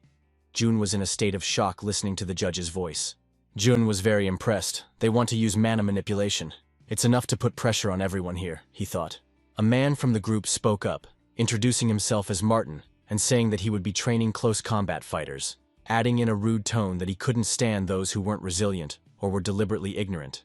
But most of all, he hates self-confident idiots. Jun was pierced by his words. It seemed like he was doused with boiling water, and were said specifically to him. Kylie added to what was said earlier. After evaluating your performances in the qualifying round, the survival game, and last week, we have determined roles for each of the participants. As soon as your name is called, please approach your mentors. The first one will be June. The guy got up from his desk and checked in. The girl firmly voiced the group. It was close combat. The guy didn't believe what he heard. His eyes grew larger and his mouth went dry. Standing with his mouth open, Jun still didn't understand what was going on here, and how he could have been assigned to this group. Why the hell they put me in close combat? The question didn't give the guy any peace. The next one called to the team was Eugene. Justina followed him. And the last one to join the team was Kim. Jun summed up that this group is full of promising people. The man shouted, calling for you to forget everything you were taught before. He doesn't care what academy the players are from, because each of them is weaker than the 3rd Division hunters. Martin continued.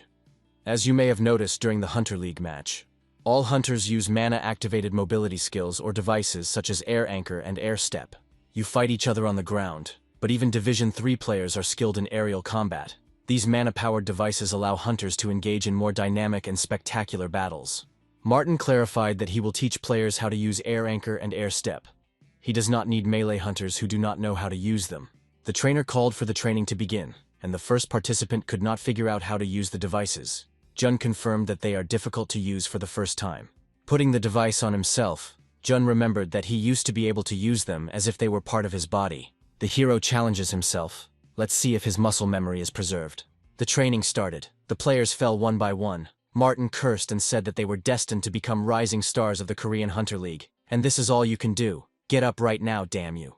He continued that the 3rd Division League is not known as a rookie graveyard for nothing. It is the perfect trap for poor fools like you, some of whom don't even know how to use an air anchor or a step. Jun was in a daze. The man was so loud that he couldn't concentrate on his training. The hero saw Kim in the air.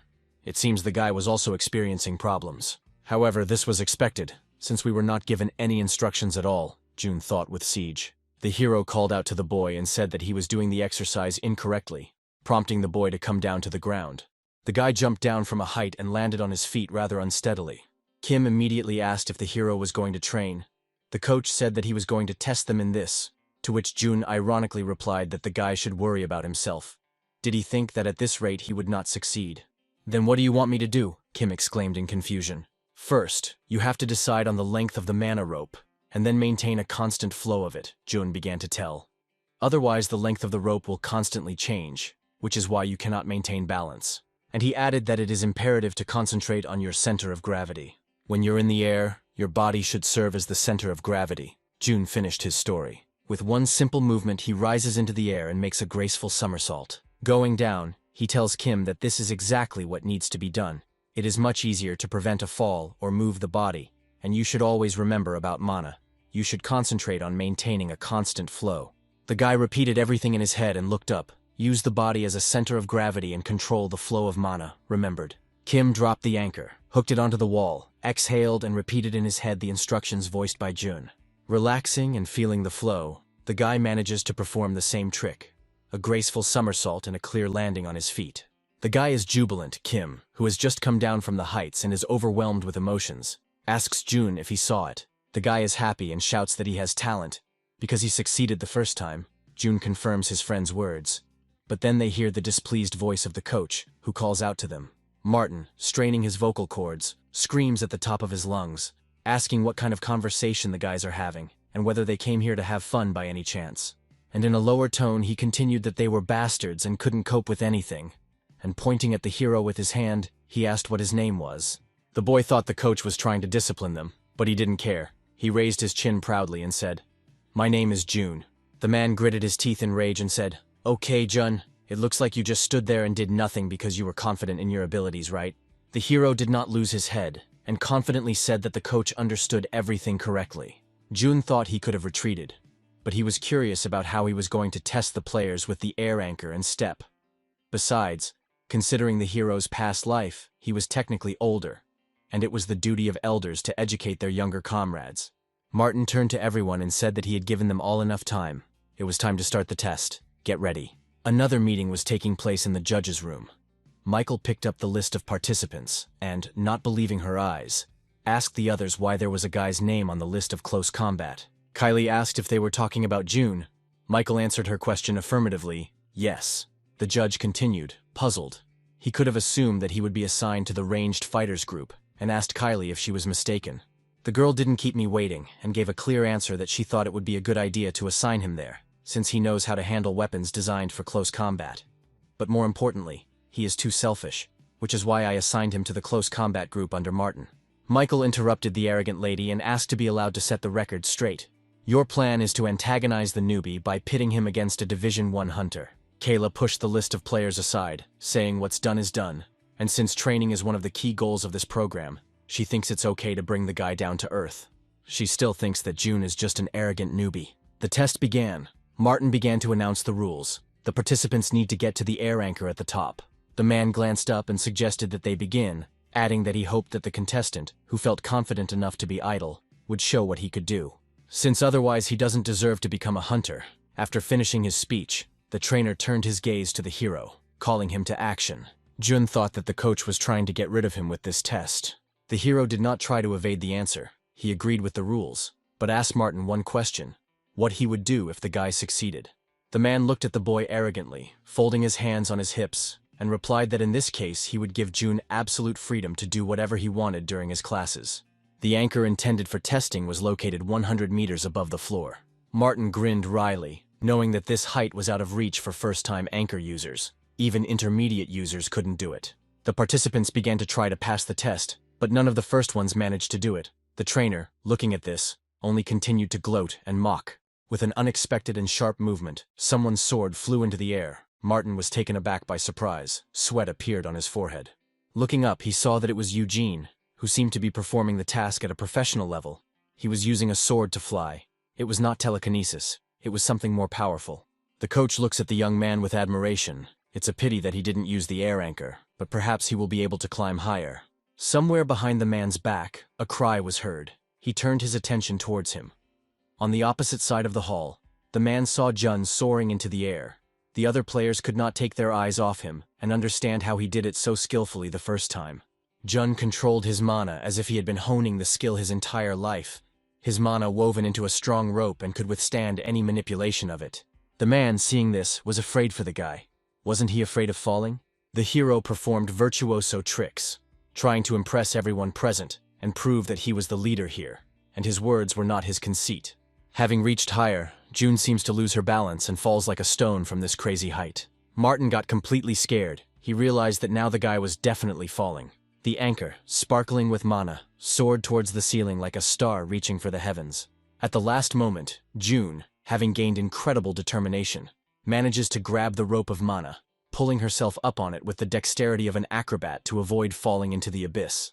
Using the aerial step, like a bird, the hero quickly rushes upward, thirsting for victory in this exciting challenge. Leaving all competitors behind, June confidently moves up, feeling himself at the height, where there is only him and the ceiling. There are only a few centimeters left to the treasured anchor. With every moment his heart beats faster. The last push, and he will be in June's arms.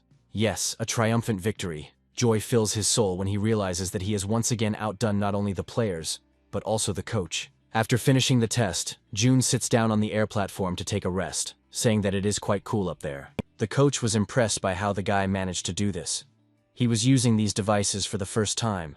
It was impossible, and he cleared his throat.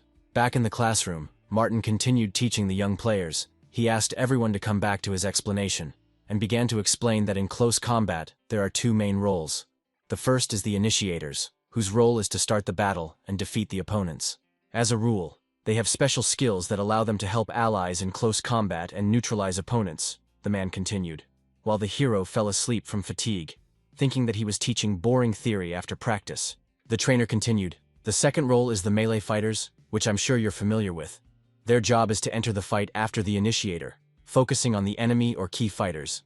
June, tired of the man's speeches, simply lay down on the desk, thinking that it was great that Martin couldn't tell him anything. The coach was outraged by the guy's behavior and deliberately raised his voice, continuing that if you analyze it in more detail, there are many more roles. But for now, this is all you need to know, June. Hearing the man screaming, thought that he could not do anything. Martin had to win the argument. I spent years in the Hunters League, June continued to think. It was a piece of cake for me. But anyway, how did this note end up in my pocket? Who was it from and what did he want? The note indicated the time and place where June needed to come. It looks like he should go and check. Approaching the place indicated in the mysterious note, June looked around warily, but saw no one. This is some kind of joke, the hero thought sadly, feeling how disappointment overwhelmed him. The young man, feeling that something was wrong here, looked down at the ground and, to his surprise, noticed a barely discernible line that stretched along the ground. At that moment he activated the all-seeing eye, hoping to uncover the secret. But it turned out to be not just a line, but a whole square, hiding a secret entrance that beckoned him to it. The entrance began to open slowly, creaking as if ancient mechanisms were awakening from a long sleep. June saw a long staircase leading into the darkness, going deep down into the bowels of the earth, and a feeling of the unknown came over him. As he descended the stairs, he was struck by the atmosphere of the secret area. The walls were decorated with mysterious symbols, and the air was filled with a light whisper of ancient secrets. Suddenly the hero heard some sounds, quiet rustlings and echoes of footsteps that made his heart beat faster. And then a shadow appeared in front of him, resembling a man. The silhouette was unclear, but impressive. Coming into the light, June saw the man's face. He couldn't believe his eyes. It was the chairman of the Hunters Association, Ted, according to the internet. You came? His voice sounded like the whisper of a snake coiled around its victim, filled with mystery and danger. Jun stood in the center of the room, spreading his arms in a gesture that was both bewildered and challenging, saying that Ted's note was useless. 7 hours from the training center. How could anyone even get here? To which the man just chuckled and replied, You found a way to get here. The chairman must have been testing him, checking whether he could overcome all the obstacles, whether he could find the way. Jun gritted his teeth and replied that he hoped that the man would at least say why he called him here. The man said hoarsely, I watched all the moments of the show with your participation. Something flashed in his eyes that made Jun wary. But only one episode has aired so far, Jun noted, trying to hide his confusion. Of course, that's not all I know about him. I've seen his training sessions where he demonstrated incredible mobility and observation. He interests me, thought Ted. He paused for a moment, and then added that he decided he would try to guess who would win this show. Standing opposite the chairman, June asks him with slight trepidation why you decided that I would be the winner. The man claimed that not only was he a winner, but he was also confident that the boy would reach the first division, and possibly even higher. Clutching the note in his hand, Jun asked the man with interest, You said you had something interesting, so you wanted to show me. Turning around, the man moved away from the hero and offered to go further, and said that he really invited him for this. By pressing the button on the panel, the walls of the room moved apart, and an entire wall of S-rank weapons opened up to June's gaze. Next to the weapon, there was specialized equipment for mana. The hero was surprised and asked why Ted was showing him this. Jun continued to look at the attributes, and the man asked him if the guy didn't want to have such a weapon for himself. The guy pursed his lips. Of course he wanted such a weapon for himself. He even sees in front of him what he used in his past life. Caliborn. An incredible sword that he was allowed to use in an exhibition fight as a prize for winning the match. Using this sword was extremely pleasant. It was also special when it was turned into a gun. Ted broke the silence and said that he could lend Jun one of these weapons if he wanted. The hero chuckled. "Just lend it," he asked.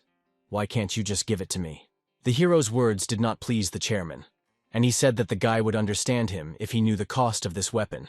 It is much more valuable than the weapon that you will receive from the Morass workshop. Jun exhaled and said, "Okay, it's just a weapon. Let's stop beating around the bush about what you want from me." The man laughed and thought, "People usually try to suck up to me when they find out I'm a first-generation hunter and the chairman of the Hunters Association. But this guy looks down on me." Jun remained motionless, his arms folded across his chest, waiting for some kind of response from Ted. The man laughed. "You don't see that every day," he thought. Ted broke the silence and invited Jun to join the Hunters Association. "Not as an employee, but as a hunter. If you join, I will allow you to borrow any of the weapons presented here." Jun asked indignantly, "What do I get out of this?" The man asked in response. "Don't you know what it means to join the Hunters Association?" The hero replied that of course he knew, but he didn't understand what benefit it was to him. And if that was all he could offer him, then he was leaving because the next class was about to start, leaving the man in a state of shock from what he had heard. The guy turned around and headed for the exit. Ted shouted at him to wait and said that he thought the hero was overestimating his abilities, and added, "Do you know how many young talents I've seen who made it in the 2nd and 3rd divisions but couldn't get past them?" Jun didn't even turn around at the chairman's words, but simply replied that he wasn't interested. "The only thing that mattered to me was whether I could do it or not." The hero turned to the man, bowed his head and said, "I appreciate you showing me all this. See you around, Grandpa." Having finished the sentence, the guy turned and walked towards the stairs to leave the room. Ted was very impressed by the conversation with the guy, and the only thing he could say was, "Wow." Jun returned to the auditorium. Kim ran out to meet him and asked where he was. He was worried that his friend wouldn't make it in time. Walking behind the desk, the hero said that he was not so irresponsible. The guy replied that he always made him worry, especially like then, with Mr. Martin. Jun sighed heavily, saying that we wouldn't be expelled for being late. The show must go on after all. The guy naively and with interest asked the hero where he had been. The young man calmly replied that an old man wanted to meet him. To be honest, Jun could have accepted his offer. But with his experience, he could handle it just fine on his own, without all those weapons. "I'll still get a custom weapon from Morass's workshop for winning," the hero thought. "I'll wait until I become more valuable and then I'll play it to the fullest." Jun continued thinking, coming up with a plan in her head. "And if it doesn't work out," he thought, "then I'll just create my own team." The participants began to announce the task. The words were heard that the lessons with the mentors, I hope, were useful to you. The time has come to use the acquired skills in life. You will take part in 3-on-3 battles in this air combat zone. In this round, the winning team will move on to the next stage, while the losing team will be disqualified. "Who will win?" Kylie asked. "Also, to raise the stakes, we have prepared a special prize for the winners. They will receive a Manaflow stone," the girl added. "Consider this as leniency from the Hunters Association," the judge continued. And Jun wondered what the Mana Stream Stone meant. This stone increases both the amount of mana and its effectiveness, which is exactly what the hero needs. He will need more mana as soon as he acquires new skills. The boy smiled and thought with determination that he would have to win this round. Michael continued to explain the rules. He said that since this match is the beginning of the real qualifiers, everything that happens will be recorded in real time. In fact, you are already being filmed. Keep in mind, your results from the lessons will help determine the order of the queue. Whoever has the highest result will get the privilege of choosing a team first, Kylie added. Michael laughed and said that was all. "We'll meet when the 3-on-3 battles begin," and asked us to follow him to the waiting rooms and choose our teams. The command cut was given. The director asked the judges to stop here. The atmosphere on the court eased. Kylie thought that Jun really did well in the survival game, but he was a complete jerk, competent and dexterous, but completely devoid of empathy for others. His selfishness stood out from all the other participants. "This round will be a hurdle for him," she added with a slight smile, realizing that this is a team game, not an individual one. Michael, noticing her puzzled expression, came closer and asked if she was thinking about Jun, right? The judge turned to her colleague and asked, puzzled, if it was so obvious. Their eyes met, and silence hung in the air. Jun, entering the waiting room, was full of indignation. He began to object. His voice sounded loud and confident. A team battle in the air battle arena. Although there are still 20 participants, given your desire to simplify the battles, it would be more logical to arrange a round based on individual skills. They are not yet ready for team battles. You yourself understand. Kylie, still staring at the screen, her mind in a chaos of emotions, admitted that she wanted Jun eliminated. The girl added that no matter how well he handled the air anchor or the air bat, being left alone in the test was tantamount to being as vulnerable as a bunch of ducklings. In the big arena, privateers are required to cover long distances quickly, which again put Jun at a disadvantage. His performance left much to be desired. Michael, watching the girl, laughed and said, "I haven't seen you so fixated on one of the participants in a long time." His laughter was infectious. Kylie responded with a touch of irony, "I think he has talent, but right now he doesn't need a win." Simon intervened in the conversation. He said that he agreed with the girl. The guy has too much self-confidence, and this is a terrible quality, especially for beginner hunters. Even first division players can instantly crash if they behave carelessly. He continued, "You know, I think in a competitive environment, or rather in a hunter's league, confidence that leads to triumph and arrogance that leads to failure are two sides of the same coin." Michael laughed and said that we'll see how he copes with the obstacles you've created. Jun had the highest score in the previous test and was given the privilege of choosing the team first. Very surprised, he asks, "Am I the first one?" The team of operators confirmed that everything is correct. Since you have the highest indicators, you have the right to choose 2 people to join your team. The hero thought. His gaze fell on Sam and Austin, and a desire to show leadership qualities flared up inside him. Jun shouted enthusiastically, "Guys, let's give it our all." Austin shouted back at him with displeasure, "Hey, why on earth did you choose me? Are you kidding me?" He seemed to be the cocky type, Jun thought to himself, aware of his dislike. "Apparently he can't come to terms with the fact that he lost to me." The hero grinned. There shouldn't be any problems with Sam. He saw it all with his own eyes now, thought Jun. After all, he's just a kid. I know how to get along with him. The hero told his teammates that in this round, he was going to take on the leading role. And with a sparkle in his eyes, he added that he believes in the guy's abilities and relies on them. The guys were surprised. Austin opened his mouth, and Sam covered his mouth with his hand in shock. "God, what won't you do to win?" Jun thought with a smile, and Austin coughed in embarrassment. Austin asked if the hero had any plan. The guy replied that of course he did. "That's why I chose you two. Do as I say." The guys stood in a tight circle for a meeting. Jun began to speak quietly and insistently. "Otherwise, I promise," and lowered his tone. His voice became low and serious, so that no one would hear their plan. The guys talked for a long time in a circle, discussing strategies for successfully passing the test. Suddenly Austin broke the silence and shouted, "What? You're kidding." Jun exhaled and thought about how to explain to him the true nature that he was from the future. The hero grabbed Austin by the shoulders and patted him, asking him to just do as he was told and try not to screw up. Jun's gaze became heavy. He said in an inhuman voice that if Austin fails, it will benefit our opponents. It is better not to do this. The guy stuttered and said that he understood everything. "The game has started." The host's voice was heard. He said, "Let's start a battle of 3-on-3 in the Mini Hunters League. The arena will be an air zone for battles. Touch the ground, or become unfit for the game. Instant departure. Participants who are defeated will be excluded, so let's wish everyone good luck." Jun was transported to the testing area, his heart beating faster with excitement as the huge arena unfolded before him. His eyes lit up with genuine excitement, and he said confidently, "Okay, go ahead." His voice sounded decisive, as if calling for victory. A flame of determination flared up inside him, growing into adrenaline. "So, I'm on a skyscraper southwest of downtown, and I don't think there's anyone else in the building," Jun said. "Where are you guys?" the hero asked into the radio. His teammates answered that one of them was in the southeastern part of the arena, and the second was on the eastern side, somewhere in the middle between the center and the border of the air zone. "Okay," the leader said confidently. "Let's act according to my plan." And he added as a parting word that sooner or later we would definitely meet. But now just move towards the center. Try to get to the place unnoticed, and if you run into anyone along the way, retreat immediately.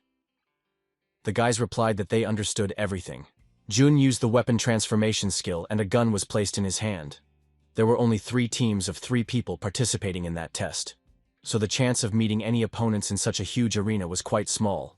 As Jun continued to think as he moved forward on the map, this meant that he would need to somehow attract the attention of his enemies, when out of nowhere, an arrow flew in.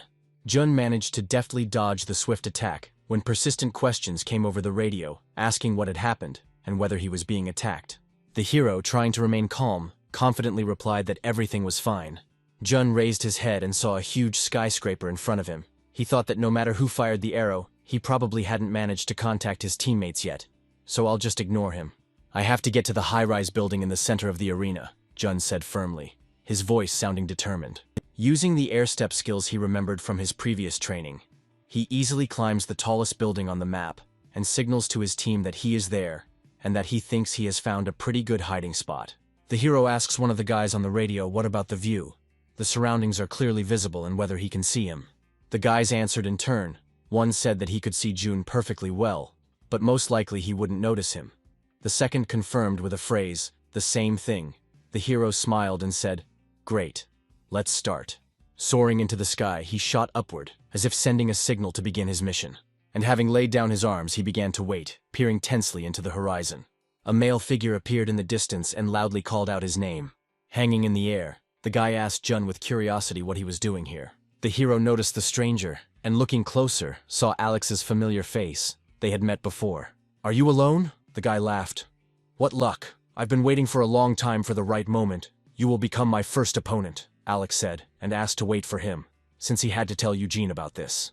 At that very moment, Alex's radio activates, and an irritated voice from it says, "Not to bother yourself. I heard everything. You forgot to turn off your microphone. Just stall for time. But if you're sure you can finish him off, then go for it." The guy laughed and scratched the back of his head from discomfort. Jun thought that he also actually heard everything. He was talking to Eugene. Standing on the roof opposite each other, a voice from the radio says, "I'm already on my way to you, so let's not do anything stupid." Jun thought that I couldn't wait too long, otherwise I would have to deal with two opponents at once, and that was in the best case scenario. The guy continued to laugh infectiously and say, "Why are you here all alone? Where did your comrades go?" And continued to talk a lot. It was his style. Jun was taken aback and irritated. He was chatting non-stop again. He was going to attack anyway. Pointing a gun at the guy, Jun asked, "What made you think that I came here alone?" The guy replied that if that weren't the case, then you and your teammates would have attacked me a long time ago, and added, "In short, I just know that your team isn't here, and that's it." Right after these words, Alex went on the attack with the words, "Forgive me, but I still want to know the details of your battle with Eugene, and I will definitely ask you about it when we finish." Jun was able to repel the onslaught, but he thought that Alex was much stronger than him, as was to be expected. Jun jumped back and decided to keep his distance, aware of the danger. Unseen by his opponent, the hero created a strong rope of mana that sparkled in the air like a magical thread, and at that very second he soared into the sky, leaving behind a trail of energy. The guy didn't lose his head and, using air steps, rushed after him, shouting after him, "Where are you going?" Not bad at the task, thought Jun. The guy was still trying to catch up with the hero, all the while continuing to talk. Jun took a deep breath and summed up with irritation that the guy didn't shut up even in midair. The hero grabbed the mana rope and pulled himself up sharply, turning over in the air. Alex's surprise was obvious. He clearly did not expect such a trick. Jun landed a distance behind his opponent, his movements precise and graceful. And he immediately shot at the annoying opponent, trying to neutralize the threat. Alex deftly blocked the bullet with his sword, demonstrating his mastery of the weapon. The hero realized that this technique did not work and quickly ran in the other direction. "Well, I have to admit, he is quite a promising hunter. You can't stop him with pistols. My ether is not as strong as the one I managed to get in the survival game. I won't be able to get rid of him quickly. The weapon is not powerful enough, and I don't have much mana," thought Jun. Suddenly, a brilliant idea came to the hero's head, and he, full of determination, headed towards Alex. "You're finished," the guy with fire in his eyes shouted. Jun activated his radio and called Austin and Sam for help. The boys stopped, listening to the leader's voice. "Get ready," came clearly over the radio. At that very second, the hero saw that Eugene had already joined Alex, his presence adding tension to the situation. Jun turned around and shouted to the guys, "Now." His opponents were beside themselves with confusion. They did not know what to expect next from the hero and his team. Alex turned his head from side to side, perplexed, and asked where they were, to which Eugene, gritting his teeth from tension, said that it was a bluff. Without a second thought, Eugene threw 3 swords at his opponent with incredible speed. But thanks to Sam and his telekinesis, the swords did not touch Jun and hung in the air without the slightest damage to his health. The opponents ran towards the hero. Eugene continued to throw swords one after another and shout that he would not be able to deceive them again. After which, Eugene froze in place. A stream of cold sweat ran down his forehead. He saw something and realized that the situation was becoming critical. The boy's legs began to give way, as if the support beneath them had suddenly disappeared. What he saw was a real gravitational attack, capable of shocking even the most resilient. June, gathering all his strength and concentration, pushed off the ground with incredible force, soaring into the air. Turning upside down, he described a graceful arc in the sky. Looking at his opponents with an icy coldness in his eyes, he gave them a firm, piercing look, full of determination and confidence. His silence was louder than any words, as if he was saying, "I am here and you cannot stop me."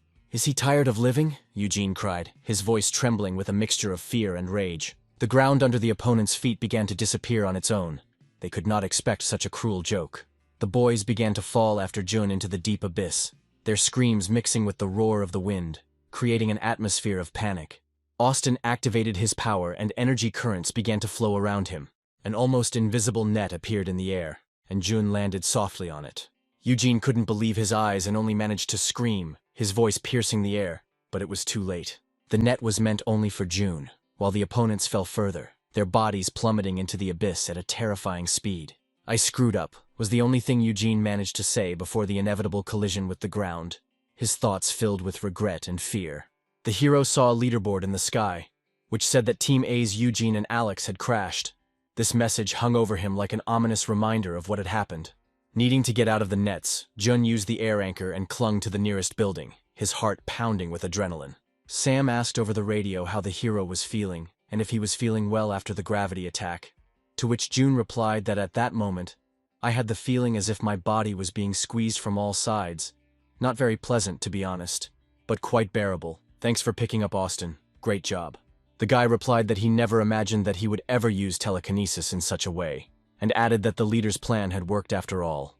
Jun jumped onto the building. Solid ground appeared under his feet and he exhaled, saying to the guy in response naturally, "But if there had been a direct collision, we would not have gotten off so easily." The hero recalled the moments of their negotiations, when they were making a strategy for the fight. He knew that he would attract the attention of his opponents and make them chase him, and at the moment when our whole company would be in the air, Sam would stun them with a sudden gravity attack. His plan worked. It turned out exactly as he described earlier, and in continuation, Austin, in turn, would catch me with his telekinesis, so I would not fall, but our opponents would suffer a different fate. They also managed to repeat this moment brilliantly. Jun returned to reality and said that the game is not over yet, so do not relax. Looking around the area, the leader said that it was quite possible that the other participants had seen our battle or heard our discussions, meaning there was a high chance that they would not fall for this trick. The information started to appear on the board in the sky. It said that in Team A, Justina died from blood loss, and in Team B, Miguel died during the battle. Carl died during the battle and Ethan also died during the battle. Could she really have single-handedly dealt with 3 hunters? However, one should not expect anything else from Justina, Jun thought. A voice rang out in the air, calling everyone to proceed to the announcement of the winners. This sound was like a bolt from the blue. Team B, Austin. His name was called out triumphantly, causing a storm of emotions among the spectators. Team B, Sam. His victory cry filled the space with pride and joy. Team B, June. This moment was the culmination of their efforts, and the entire hall exploded in applause. Returning to reality, the hero was attracted by the conversation of Team A. The girl was scolding Alex and Eugene. She could not believe what happened in their battle. "He was there completely alone," said Justina. "You were chasing him together. How did it happen that you both fell and crashed?" the girl asked. With displeasure in her voice, Justina added, "Have you lost your memory? Then let me remind you. You have already participated in a similar competition. How could you screw up so badly? I am simply in shock." Alex started making excuses and asked the mentor to let him explain. "Last time I really thought that Jun managed to defeat Eugene the mentor by pure chance, that he was just lucky to find a good artifact. But today his strategy was flawless. He caught us by surprise. We were prepared for this. And yet I think that Eugene the mentor is stronger than this guy, at least in terms of physical strength. I'm sure you wouldn't have been able to avoid failure either if you were in our place. You can't even imagine how impressive Jun's trick was." Eugene asked Alex to shut up and added that he was asking for forgiveness. "It was my fault. I knew perfectly well what abilities they had. I should have acted more carefully." Hearing his words, the hero thought that in his past life, he thought exactly the same way. Jun was lost in his thoughts. remembering that every time, instead of getting upset about a defeat or a failed mission, I started to analyze my decisions and analyze my mistakes. This is a very useful habit. But it would be nice to learn to take my mistakes easier. At that moment, someone shouted at him from behind.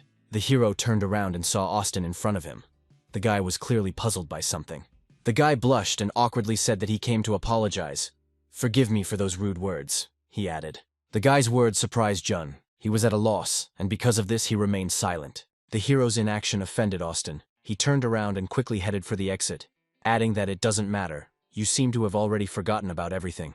Jun thought that the guy was probably one of those who would not admit their guilt, even under threat of death, and was behaving like a person who was both hostile and overly friendly towards someone. Kylie, after watching the participants' performance, couldn't believe that Jun's team defeated the guys so easily. The judges gathered to deliberate. Simon said that this was a highly unexpected outcome, a complete and unequivocal victory of strategy over force, to which Michael confidently replied that he told everyone that this guy was something else. And this competition wasn't even meant to test strategic thinking, Michael added. And yes, this approach is a little surprising, Kylie said. Of course, he knew about Sam and Austin's abilities. But even so, it was quite difficult to develop a plan based only on information about the skills of his teammates. By the way, it was also interesting that he took people into the team with whom he did not get along at all, Kylie thought. Perhaps the secret of his exceptionalism lies in his prudence, she added. All the fans and participants gathered in the arena. The host spoke and summed up that the first round of the Next Generation Hunters is over. It's time to reward our champions. The winners of the first round of our main competition are the team that scored the most points. The guys managed to hold out until the end and get 3 points for this, 1 point for each survivor, as well as 2 points for winning battles. Team B, June, Austin, and Sam, I ask you to come up to the stage to receive your awards. Each of you is given a mana flow stone, the presenter continued. Wow, the first step of my plan is finally complete, thought June. Taking the stone in his hands, the hero thought that perhaps with this artifact, he would be able to awaken the full bloom. The host continued that the mana flow stone will increase your mana and help you become stronger. Enjoy the victory and keep moving forward. You are the future of the Korean Hunter League. I wish you to reach the finals and become legends. Or better yet, reach the world level. Summing up, the host said that, however, today there are also those present who are not worthy of the title of Hunter. The teams that lose in the 3-on-3 competition will have to go through elimination. This means that anyone who the judges deem insufficiently competent will be eliminated. Jun thought that after all this was a competitive show, it was quite logical that the players would be eliminated. It seemed that only 13 participants were eliminated, and among them, the hero fell silent in surprise. Among those suspended was Kim. His absence felt like a disappointment. Let me briefly explain the essence of elimination, the host continued. This time we will conduct a test in which 2 people will have to work together as a team and coordinate each other's actions. The rules are simple. To complete this task, teammates will need to move forward synchronously, and then take the capture point. The captured territory will need to be protected from opponents for 1 minute. If for some reason you were unable to take such a point, then there is another option, a kill point. You can take these battle sites and, with the help of victories over other hunters, rise in the final rating. Oh yes, added the host. Since the number of participants is odd, you can invite a person who has passed the selection to your team. Of course, in this case your successful comrade will not be excluded from the game if you do not score enough points. The competition will start in a day, the presenter concluded. After leaving the scene, June became lost in thought. And that's what he thought. Seeing Justina and Eugene, he added that these two decided to unite. Well, I would have done the same in their place. The easiest way to pass the test is to choose a strong partner. Walking further into the room, the hero saw a confused Kim, and laughing, he thought, what? He still hasn't found a partner. I even wonder if he'll be able to avoid disqualification. Who knows what fate has in store for us, but now he is facing elimination, and it all sounds very risky, June added, at which point Kim turned around and saw his friend. Without thinking twice, Kim rushed to meet the hero. Hey June, the guy shouted. You won't refuse to help me after all. We go to the same school, and besides you, there's no one else here. No way, the hero answered sharply, his voice remaining resolute and unwavering. Oh, come on, please. Oh, right. You advised me to change weapons and gave me some advice on how to fight, so now you're like my mentor. But can a teacher let his student die? Kim continued asking questions and persuading June to participate, shaking his shoulders. June wondered why I suddenly became your mentor. And if I can already be considered someone's teacher, then who are the instructors of the academy? Kim looked at the hero with puppy eyes. At that moment, everything depended only on Jun's decision. Breaking the silence, the hero said, "Okay, you persuaded me, but I will help you only because I have nothing else to do." Remembering about the stone, Jun thought that he just wanted to test it, whether it would have any effect on my skills. But the hero clearly added, "You must obey me completely and entirely, and this is the last time I will help you." Kim threw his hands up in joy and said that he knew he could count on Jun. The hero laughed and asked what he was even talking about. Left alone, the hero takes out a stone and takes it in his hand. His eyes sparkle with enthusiasm. He understands that soon everything will change. The owner of the Mana Flow stone gradually absorbs the power of this artifact, thereby significantly increasing the amount of his own mana. If a person swallows the stone, his skill levels will instantly increase. Jun brought the stone closer and remembered that before his reincarnation, he had worked with such a stone, and this one gave the same effects. The hero resolutely put the stone in his mouth and swallowed it. At the same moment, his main skill increased. This is Full Bloom. With its increase, all other key skills are improved. In his case, these are All-Seeing Eye and Magic Weapon Transformation. Full Bloom. This is an awakened talent. When you say the name of your skill or point to the place where you are going to strike, your power will increase. Your words do not have to match your actions. Ether has also received a boost. Now you can use your mana to create an exact copy of Ether. The levels of his main characteristics actually increased. The amount of mana also increased by 1, and the key skills that the hero received for special achievements were also strengthened. Before this, the power of Jun's Ether was only enough to delay the enemy, but perhaps now he will be able to get a boost no worse than what the original artifact gave him in the survival game. It was getting dark outside. Jun went to bed. Good luck, he thought. I've already worked out a plan for tomorrow's test so I can get some sleep. This is going to be a tough day, Jun thought. His eyes closed and he quickly fell asleep. Colorful pictures began to appear before his eyes. He saw theatrical curtains and the performance began. A small doll of a boy appeared on the stage, which looked very much like Jun himself. The voice of the narrator was heard. He spoke. It all started with a small organization that once found itself on the verge of bankruptcy. The boy said that soon after awakening, I was able to reveal my abilities. A second adult doll appeared on the stage, looking like a man. The boy continued to say that then he received an offer from the director of one company. James, he said, join our team. I will help you develop your skills. The man's face changed. His mouth became huge, sharp teeth and a long snake tongue came out of it. He continued to whisper. And in return, I ask you to activate Full Bloom as soon as possible. I think you yourself understand that with the skills you already have, you will not be able to get into the league. The boy was scared. His eyes widened and he raised his hand to his mouth, saying that it would take a little to wake him up right now. His speech was interrupted, and then he continued. I was not told that the effects of this ability with my current level would be weak, so I would like to wait a little. He got upset and sat down on the bench and lowered his head to the floor. I joined his team. But because I did not unlock this skill, I was not allowed to play. That's how the director tried to influence my decision in such an opaque but very effective way, the guy said. Someone else's words flashed through the boy's head. They said, Hey Jun, do you really think that you are ready to enter the arena? Players are just expendable material. You think you are special. You believe that you are better than others just because you were a little more successful in training? The boy said that in the end, I changed my mind and awakened the Full Bloom. The director, upon learning about this, was very happy and even laughed loudly. The boy continued that after activating the Full Bloom, I continued to grow and improve. I managed to win the Champions Cup and thus immortalize my name. But the early awakening of Full Bloom brought with it an equally rapid fading. Jun's eyes opened to reality. He woke up in a cold sweat and was frightened by the dream. He sat up in bed and caught his breath, becoming stable and aware of his dream. Jun got out of bed and grabbed his head. These were not the most pleasant memories. Now everything is completely different. Success awaits me for sure. I have already managed to lay the foundation for my future career. And I did it much earlier and better than other young athletes, the guy thought. I don't deny that now I have a hard time beating the best newcomers of my generation. I need to work on myself, he added.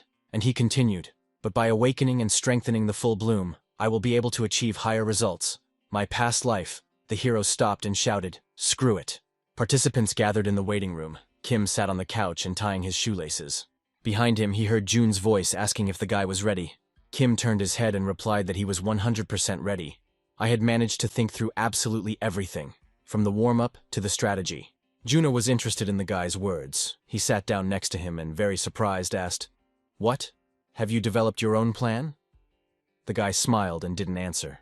Kim smiled dazzlingly, pointed his finger at the hero and said, "Do what you say, that's my strategy." Jun sighed and slapped his forehead, wondering if I really hoped he would come up with something useful. He was obviously a complete idiot. All the participants and fans entered the arena. The host began to voice his speech. You were waiting for this with impatience. And here we are again with you, next generation hunters. Thank you to everyone who came today to support the players participating in the elimination. Who of the participants will be the first to fly out of the competition? Jun collected his thoughts and looked at the stage. The phrase sounded for everyone. Let's start the elimination. The hero stood in the arena and closed his eyes, anticipating being transported to the challenge map.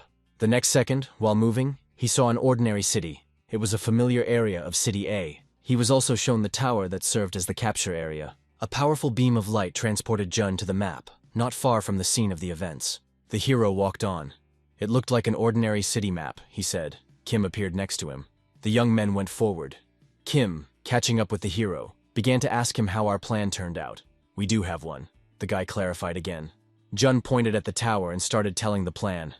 We will head to the center. Our goal is to take the capture point. We are not interested in the kill points. As soon as the competition starts, we will run forward and try to be the first to take the center. Kim heard and got scared. He screamed loudly, asking the hero if he had gone crazy. Among our rivals are Justina and Eugene. And the worst thing is that they work as a team. They will probably attack anyone who tries to occupy this area. Is it worth going straight to the lion's den? Kim added. As he walked further through the city streets, Jun waved his hand and told the guy that with this attitude, he could go home right now. To which the guy replied that no, he just wanted to say that it was worth thinking about everything again carefully.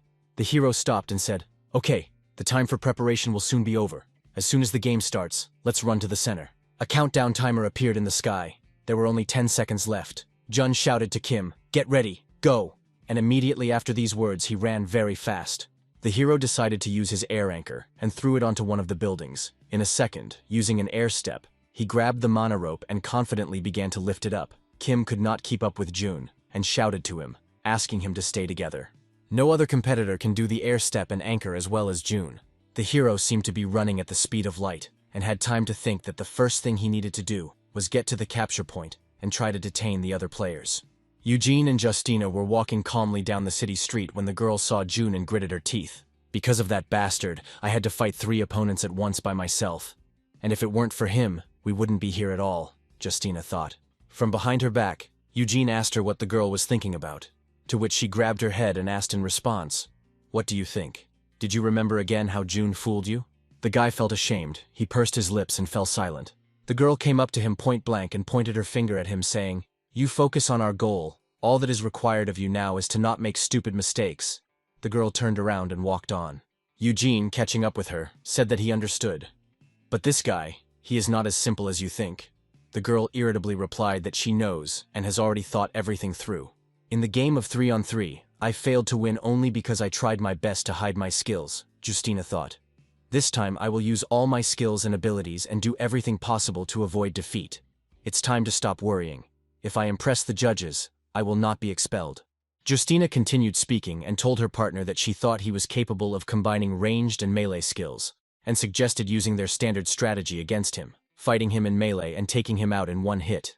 Some disappointment in the girl appeared in Eugene's eyes. He didn't think that she was so cruel. But without saying a word, just exhaling the tension, he followed her further. "Why aren't you here yet?" Jun asked his partner, sitting on the windowsill in the building and twirling the gun in his hands. "Because it's impossible to keep up with you," Kim answered. "I have already taken a good position. I suggest not to sit around for long. As soon as you get to the place, we will take the capture point," the hero said over the radio. "Then all the players will focus their attention on us. Are you sure this is a good idea?" Kim asked. Jun replied that he had a plan after seeing the other players below. The hero took the gun in his hands and broke into a sly smile, and said to Kim, "Since we are delayed anyway, do not hurry too much and do not be cautious while moving towards the point. Let the other participants notice you." The next second, Jun resolutely aimed the gun and pulled the trigger. The bullet flew at the speed of light, cutting through the air and leaving behind a trail of energy. The bullet, like a deadly hawk, rushed towards the girl walking slowly below. Suddenly, she felt a piercing blow to the head, an instant, and her life was cut short. Her body, like a doll deprived of strings, fell lifelessly to the ground. Her partner felt a cold of horror, turned around, and saw how in an instant he lost his faithful ally. Left alone on the battlefield, surrounded by silence that seemed deafening, a table appeared in the sky, which said that Team E, Daniel, died during the battle. Jun glanced at the gun and thought that it was a normal headshot, but so powerful, very similar to the effect of ether that I managed to get in the survival game. It reminds me of Ethan's level. No, I already managed to surpass him in my past life. And now I have surpassed myself, the hero added. Jun looked down at the street. The guy standing next to the girl he had just shot ran, trying to escape the open area. Jun activated the all-seeing eye and looked at his gun. He was ready to continue the fight. Kim broke the silence. He asked on the radio. There was just a loud bang. It seems the sound came from somewhere in front. Did you hear it too? Someone is fighting nearby, and apparently we are heading to the same area. The hero answered that it was his shot. Kim was surprised and asked, "Did you shoot at one of the participants?" "Okay. Now turn to 9 o'clock and continue moving in that direction for 3 blocks. I'll be on the second floor of the blue glass building. Go to it." He gave clear instructions to June and thought about whether I should clear out some murder point.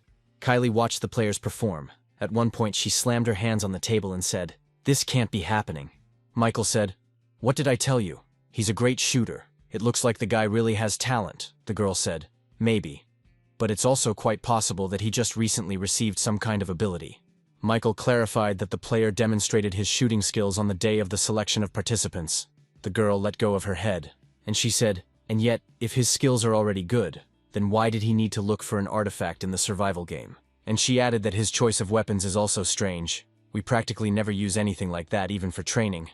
This is the first time I've met a hunter who fights with only pistols." Not noticing the man who entered the hall, the girl continued, saying that he probably managed to improve his full bloom ability. "As far as I know, when elevated, it awakens new talents in the owner."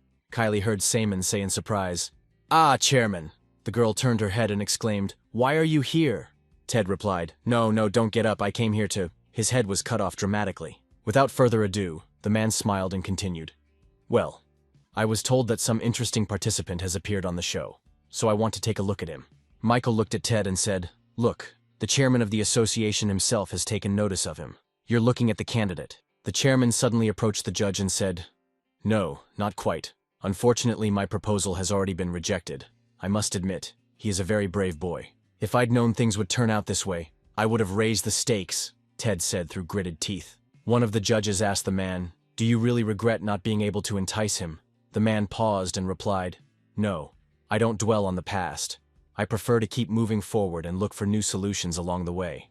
Ted summed up his words by saying that he hoped that fate would bring them together again in the future. The judges stood there in bewilderment and shock, their mouths open from what they heard.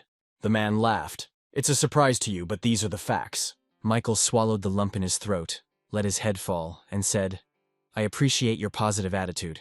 Ted turned and headed for the exit, and the judge wondered indignantly what this cunning old man was up to. Kim reached the building that the hero had indicated to him, and after telling him over the radio that he was there, June immediately told him to go up to the second floor and go to office number 1701.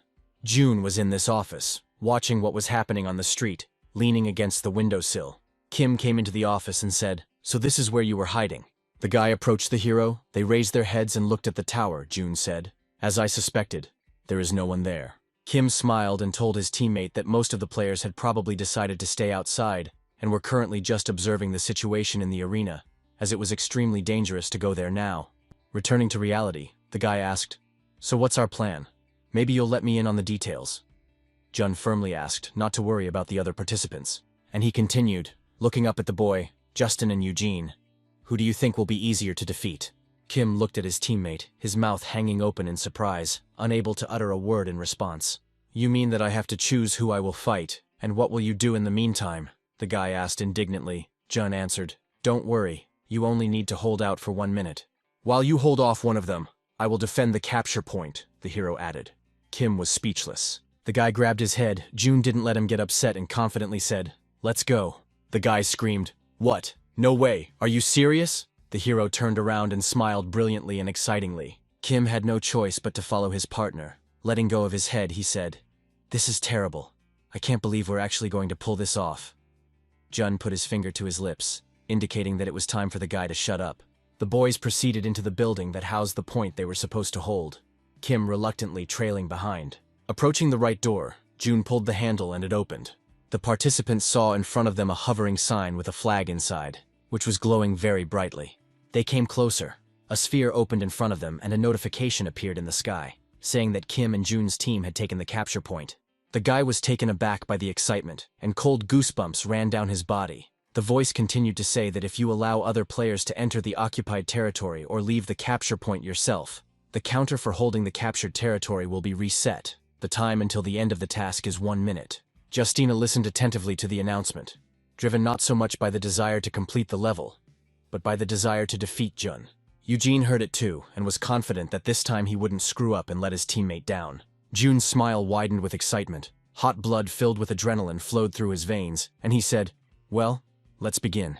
A notification appears in the air in front of Justina and Eugene that Jun and Kim's team has taken the capture point. The girl got very angry.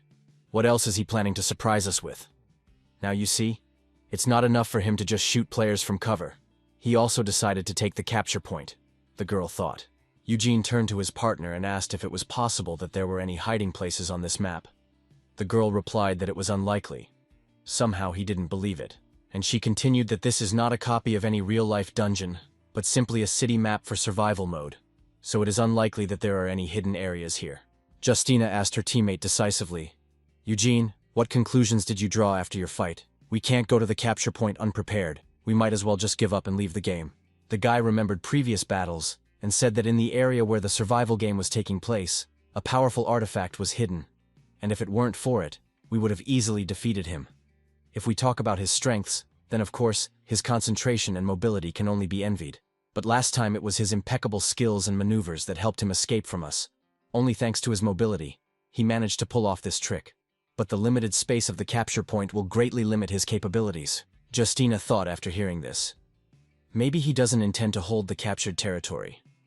Maybe he just wants to attract our attention, and then suddenly leaves the capture point in the middle of the battle.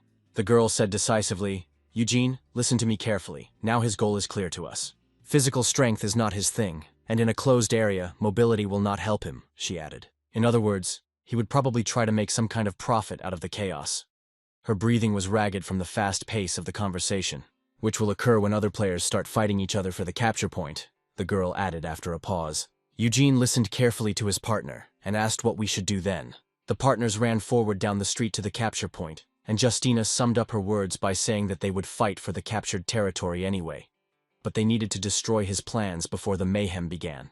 Before they had time to run far, a notification about being removed appeared in the sky in front of the boy and girl. They stopped, looking up at the sky. 3 people had already been removed from the game, having died during the battle. The girl's mouth opened in fear mixed with surprise. She didn't understand.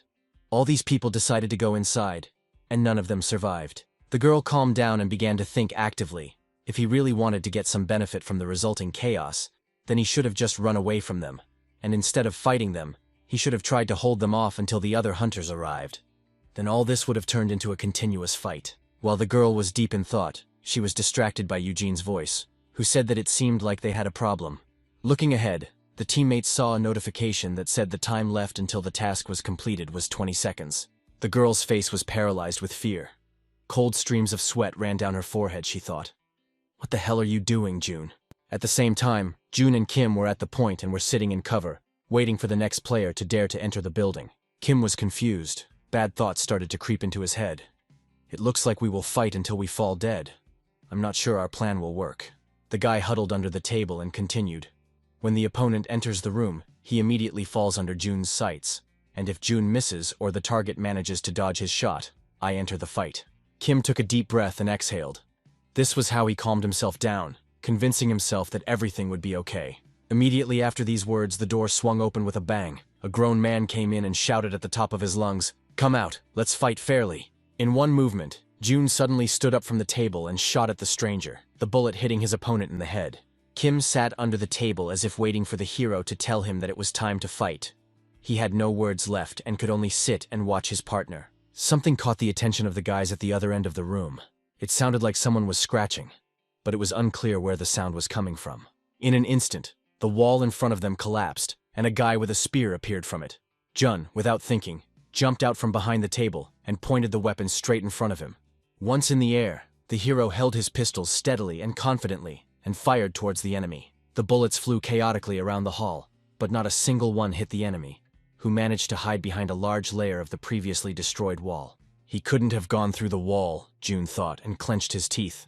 The guy dusted himself off and stepped out from behind cover with a challenging smile on his face. Jun smiled back and thought that it was okay. He had a partner for such a case. And the next second, Kim began to engage in battle with the stranger. Out of nowhere, a girl appeared behind the hero. Jun saw this and realized that there were two of them. The hero was not afraid and activated his all-seeing eye, capturing the targets. Everything became clear to him. With two well-aimed shots, Jun hit his opponent simultaneously. Standing over the bodies, Jun looked at his weapon and smiled. He really enjoyed handling pistols. The general announcement showed that the players of Team B had died during the battle. It was important for the hero to know how much time had already passed, and he turned his attention to the timer. It said that there were 32 seconds left until the end of the task. This was half of the total time. Jun let his head drop to the floor and thought that if they continued in the same spirit, they would definitely complete the task. But this was not what the hero wanted. His goal was to kill everyone. A determined Eugene and Justina appeared in the building, and the girl was shocked by what she saw. Standing in front of each other, the opponents could not even see anything. The entire room was covered in thick clouds of dust.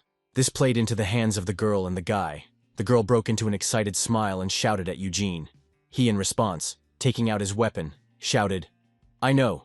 But Jun didn't lose his head either and raised his weapon right in front of him, ready to shoot immediately. His goal was not to harm the opponents at this moment. He went for a trick and shot at a nearby supporting column.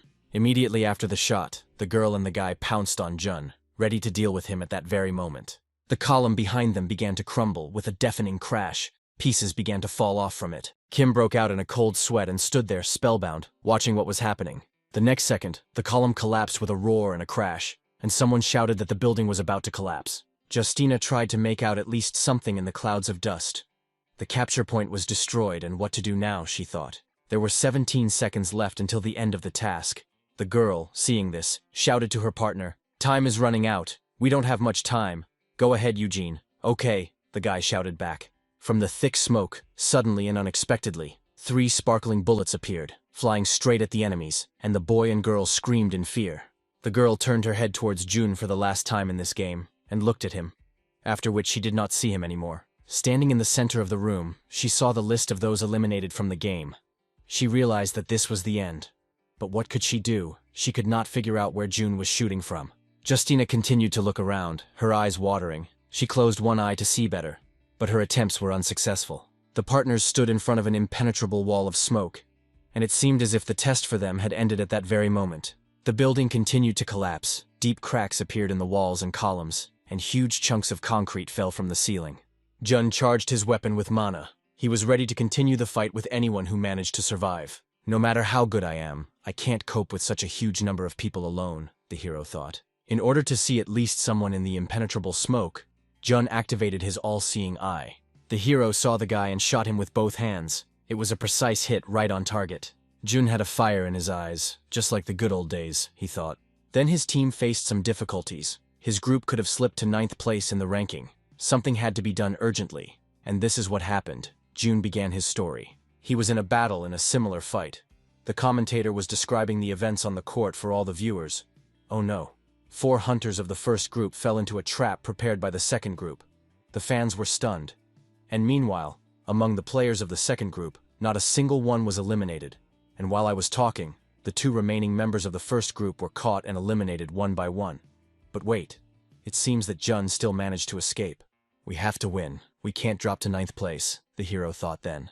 "That time I destroyed the building in the same way," Jun added. The commentator continued. "What's going on? Are we witnessing a suicide attempt? It seems like Jun is ready to quit the game." "No way. I won't give up so easily," said the hero, and firmly placed the rifle in his hand, placing his finger on the trigger and bringing the weapon to full combat readiness. Jun started shooting everyone he could see, and the commentator continued. "An unexpected turn. It turns out that everything is completely the opposite. It's simply amazing. The building is about to collapse. Nothing can be seen around because of the dust that has risen. But even in such a situation, June demonstrates to us amazing sniper accuracy. He managed to eliminate one player. No, wait, it looks like he killed 3, the commentator summed up excitedly. An incredible spectacle. And now each team is down to 1 player. Will we be able to witness a murder today? Mind you, no other participant in the history of the league has ever managed to do anything like this.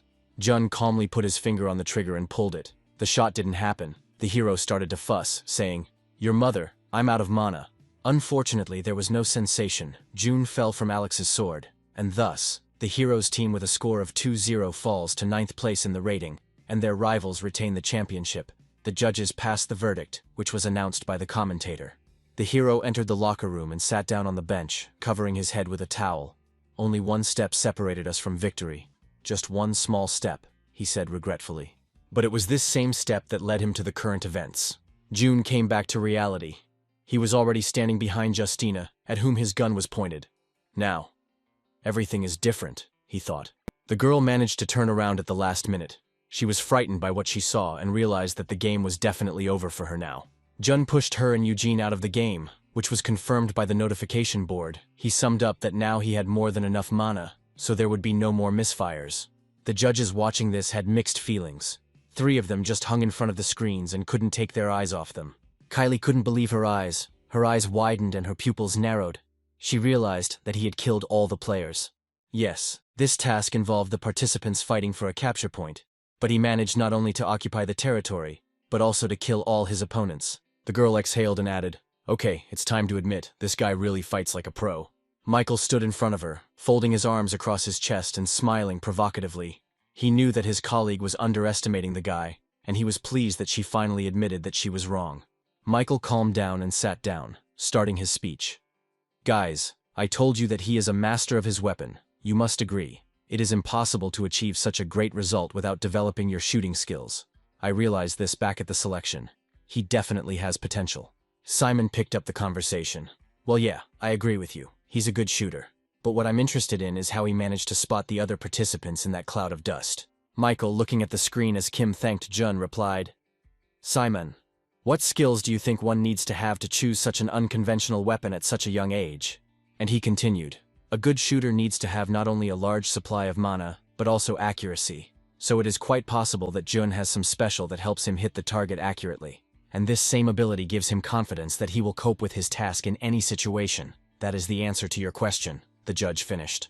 All remaining participants in the competition gathered in the arena, where they gathered to sum up the results of the past game. Jun picked up the phone and saw that the community was going crazy. It's no wonder that the viewers liked this episode. He killed all his rivals, and you don't see something like that often, the hero thought. The guy added that to outside observers this will of course seem like something incredible. But in reality, it's not all that interesting. He continued, "I had a big advantage, because I had used this strategy in the past. But if we had to fight our opponents face to face, then nothing great would have happened. We probably wouldn't have killed even half of them." Jun's skills were displayed in front of him. He had acquired a special achievement, total destruction and territorial capture, thanks to which his other skills had also increased. Now this was more like an achievement, he thought. Kim hit the hero on the shoulder and said, "Hey, what have you been hiding your talents from me all this time? Unbelievable, your shooting skills are just great. Let me touch your gun once." Jun sighed with disappointment. The guy continued to say, "Oh, come on, you shot all the participants. Do you really have such a large supply of mana? Why didn't you tell me about this before? And how did you manage to determine the exact location of our opponents in such a dusty place?" Instinctively, Jun answered unwaveringly, without even looking in the guy's direction. Kim smiled broadly and said, "Oh, come on, that's how you treat your only friend Jun. Why are you like that?" the hero asked, to which he heard the answer, "Cold." Jun turned his gaze to the guy and thought questioningly, "Shit, he just called himself my only friend. I didn't even think about it. Right now in my circle there really is no one who could become my friend. Well, except for this guy. Is my social circle really that limited?" 3 familiar silhouettes appeared on the stage. They looked like all the well-known judges of this show. Kylie started the speech. "Not everyone is destined to become a hunter, and often everything is determined only by talent. To tell the truth, it is quite cruel. And on the show Hunters of the Last Generation we want to see only the most talented and capable hunters who can reach unprecedented heights and succeed in the league, and this, of course, is even more cruel." Looking from participant to participant, she continued, "On the other hand, Those who were not lucky enough to get through still have a chance to achieve their goal in the future, and that is wonderful. And what should those who have already completed the task do? Celebrate victory, perhaps, but do not forget that you are just beginning your journey. The girl finished her speech. Michael picked up his colleague and said, "Welcome to the Hunters League. We have quite quickly selected the best of the best, those who can truly be called the next generation of hunters. Not much time has passed, but the judges have already managed to note several participants who have distinguished themselves with high skill and have every chance of achieving success." Kim and June both smiled, knowing that the judge was talking about them because they had succeeded in this competition. Michael added that now you have to pass the final assessment. In other words, the last test awaits you. Of course, it will take place in the standard format for the League of Hunters. You will have to fight in teams of 7 people. The judge's words alerted Kim. He continued to listen. Being in a complete stupor, the judge said that the teams should be formed today, and the match itself will take place in a week. The winning team will be declared the champions of the show, and the prize winner will be a slightly less capable, but still distinguished player in the arena, and we can choose a candidate for silver from any team. The place in this case will not matter. By the way, there will also be a special guest at this match. I hope I managed to intrigue you. Jun grimaced. He was very intrigued by the mention of a special guest. The guys left the arena and went about their business along the corridor. Someone called out to Jun. He turned his head and saw 2 men. One of them spoke and introduced himself. "I am Carl, a representative of the LHR Club. Could you spare me a few minutes of your time?" The second man began to interrupt him, asking for forgiveness. He said that in fact he was the first to approach the player. "June, my name is Gast, and I am a representative of the PER Club." The hero didn't like this kind of attention to his person. He got angry and thought, what kind of representatives are these anyway? It would be nice to get into a team that meets my expectations. Swallowing all his anger, the guy smiled widely and suggested that the men find a more suitable place to talk. He walked into the waiting room and sat down at a large conference table. He was joined by people eager to get June into their club. The hero sat cross-legged, folding his hands on his knees, looked up at those present, and indicated with the word "so," gave the green light to begin negotiations. June added, "Since you came here for me, I suggest we start our conversation by discussing the conditions." The first to speak was a middle-aged man. "My name is William, and I am the coach of the SMA team, the Seoul Academy team. I must say, it was incredibly interesting to watch you play. I am sure you have heard about our academy, and if you join us, we will help you debut in the 2nd division, and then in the 1st. By the way, it is quite possible that you will be able to reach the international level, because we have a student exchange program at the academy," he said. June just opened his mouth to answer the man, but he continued to speak. "By the way, we cooperate with many foreign scientific institutions, so foreign teachers often come to us. So if you join our team, we will provide you with a personal trainer who can prepare you for participation in international competitions." The hero was tired of William's conversation and he said, "Sorry to interrupt, but you are not the only one who wants to talk to me. Could you briefly outline what is unique about your offer?" he asked. The man jumped up from his seat and said, "We can offer you a bonus for joining our team, 7 million rubles, as well as an annual salary of 14 million rubles. What do you say to that?" The man sitting opposite William interrupted him by raising his hand and said that he was offering a one-time payment of 21 million rubles for joining our team, and a stable annual salary, of course. "I am not ready to name the exact figure yet, but I assure you, you will not be disappointed," he added. Jun looked down, the thought flashing through his mind that 21 million to join the team was an extremely tempting offer. "But I would like to choose my teammates myself," the guy added in confusion. Jun stood up from his seat and folded his arms across his chest. The men stood in front of him waiting for some kind of answer. "Well, I might not join anyone at all," the hero thought and smiled sarcastically. While the young man was lost in his thoughts, a third man stood up, already known from the corridor as a representative of the LHR Club. Named Carl, he spoke. "We can also offer you 21 million rubles as a bonus for joining, and we will negotiate about the salary. And if you have any additional requirements, then we are ready to discuss them." Jun raised his voice to drown out all the voices. "In that case, I would like to select the players for my team myself. What do you say to that?" he asked. The men seemed frozen by this question and were unable to answer, only making some sounds. Of course they won't agree, June thought, and continued to watch the men's faces. The hero suggested finishing for today. The men stood up from their seats. One of them said, "Here is my business card. Please call me if you suddenly change your mind. I will discuss with my superiors the possibility of increasing your fee, and if we manage to find better conditions for you, then we will definitely contact you. Jun exhaled and closed his eyes.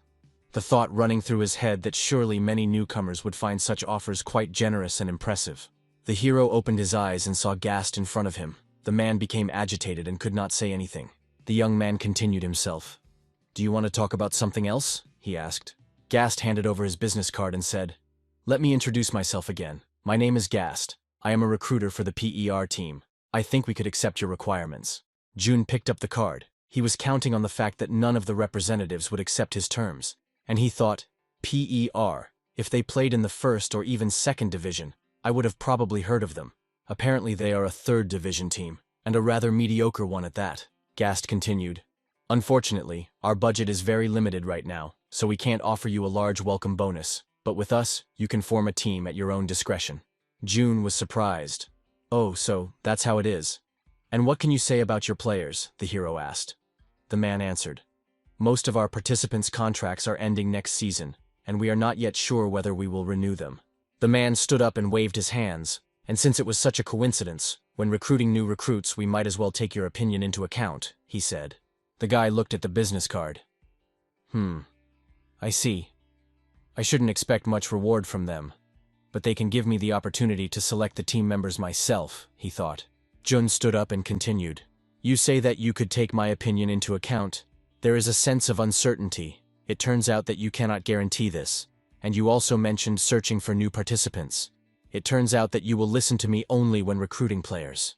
And does this mean that my team will consist only of newcomers?" Gast was taken aback by the guy's pressure, he replied. "It would probably be better if you met with our director yourself and discussed all these points with him. You definitely managed to intrigue him. It seems he is ready to agree to any of your conditions, just to recruit you." The guy thought, looking at all the business cards lying in front of him and remembering the words of all the representatives. The man stood up to take his leave and added, "Please consider our proposal carefully and, if the opportunity arises, please meet with our director." Jun was left alone with his thoughts after all the representatives had spoken and tried to sort everything out in his head. He looked at the cards and thought, "So what do we have? I can choose one of the most prestigious teams in the third division and get a large welcome bonus, as well as the opportunity to choose one or two teammates. Or I can join PER. It's not the most successful organization, but they will allow me to assemble my own team. In any case, everything depends on me," he added. The hero left the meeting room and closed the door behind him. A voice not far from him asked how everything went. Jun turned his head and saw Kim in front of him. He asked cheerfully, "Choose who you will join." The guy asked, "Were you waiting for me?" To which Kim replied, "Yeah, I'm not interested in recruiters' offers. I'm staying at Seoul Academy anyway, so I decided to wait for you outside." The guys went further down the corridor. Kim continued, "Well, tell me, did you join some team? Under what conditions?" Jun sighed and said, "Well," and he continued, "I was promised 21 million rubles as an introductory bonus and a good salary. In general, all the representatives offered approximately the same thing." "Holy shit," the guy exclaimed. He must have never heard such numbers before because his jaw dropped so low. Pushing aside his friend's reaction, Jun thought that it seemed that Kim wasn't earning very well at his academy, which was strange because our academy was a rather prestigious educational institution, and it trained hunters to participate in the third division league no worse than other institutions. "So you finally chose which team you'll join?" Kim asked quietly. "I'm not sure yet," the hero replied. Kim was surprised. "Seriously, you still doubt something, just agree without thinking." Jun raised his head and replied, "I told them that I would like to choose my own teammates." The guy said, "Don't make me laugh. Of course I agree. You're a pretty capable player. But don't forget that we're still newbies. It's too early for us to dictate our terms, dude. Your appetites are too big." Jun added, "That yes, my demands are serious." The hero remembered his previous life and Kim's words that he had said a minute earlier. "But if I can convince them that I'm a valuable player, that I'm exactly what they need, they won't be able to refuse me," he thought. "Yes, you're probably right," Jun replied. But Kim asked in response, "So you'll agree to someone's proposal without additional conditions?" "Of course not. My reputation is not high enough to make my demands, so I just need to level up properly and become famous," the hero added. Eugene stood in front of the door, ready to go in, but something stopped him. He broke out in a cold sweat, exhaled and collected his thoughts. The door swung open. The man asked, "Mr. Eugene, have you thought about my words? I guarantee no other team will be able to make you a better offer." Eugene screamed, "Wait, I am still a player of Seoul Academy," the man added that if you break contact with your current team, we will increase your welcome bonus. Please give us a chance. Eugene walked out of the meeting room. They're not even listening to me, he said, and heard a notification on his phone. The guy was interested in what he had received, because his phone didn't make any sounds very often. Eugene picked up the phone. He received a message that said, "I knew it. It was useless to talk to them. It was better not to even start a dialogue." The guy smiled. How timely this message was for him. The guy turned his gaze down the corridor and wondered where he was going. Jun is literally the #1 sniper in the Korean Hunter League. The situation in the last game was really tense, but he still didn't miss a single shot. It's incredible. Soon, he will join some team and we will meet again in the 3rd Division arena. And maybe not only there, then the fun will begin.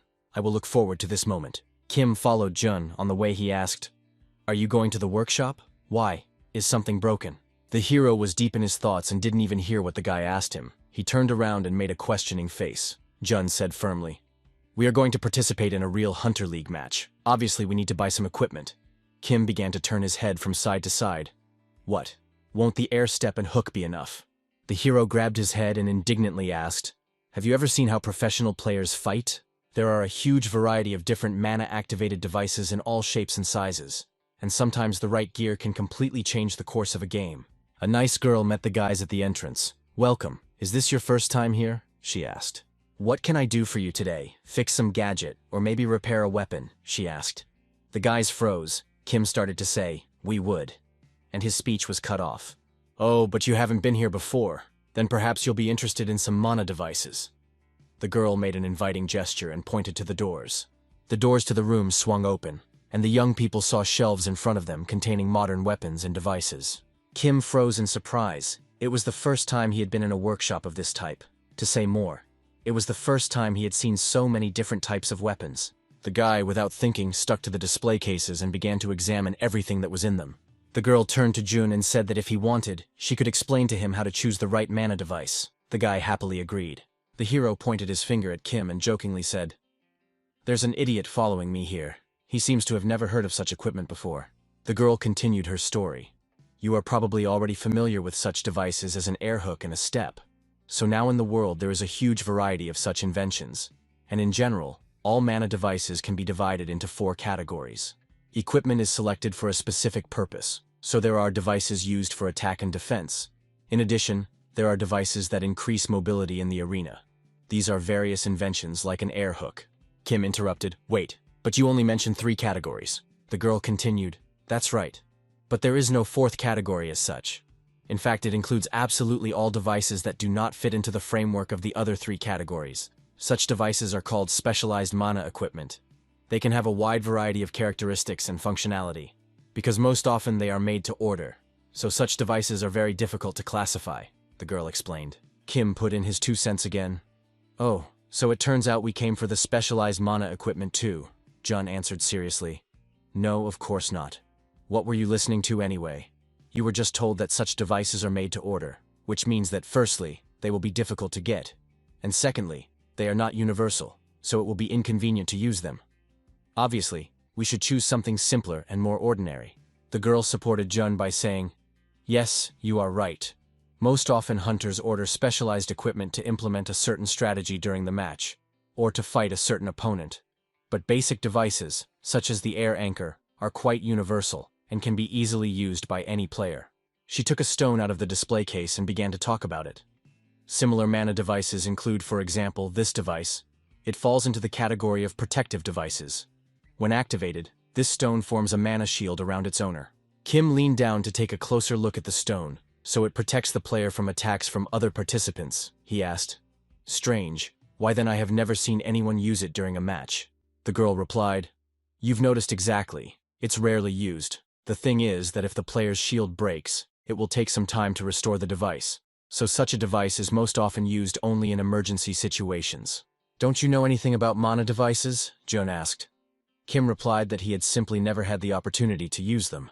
Most often, such devices are used in matches by ranged players. Those who fight in close combat use tactics that do not require additional protective devices. But ranged players and generalists usually do not have such luxury.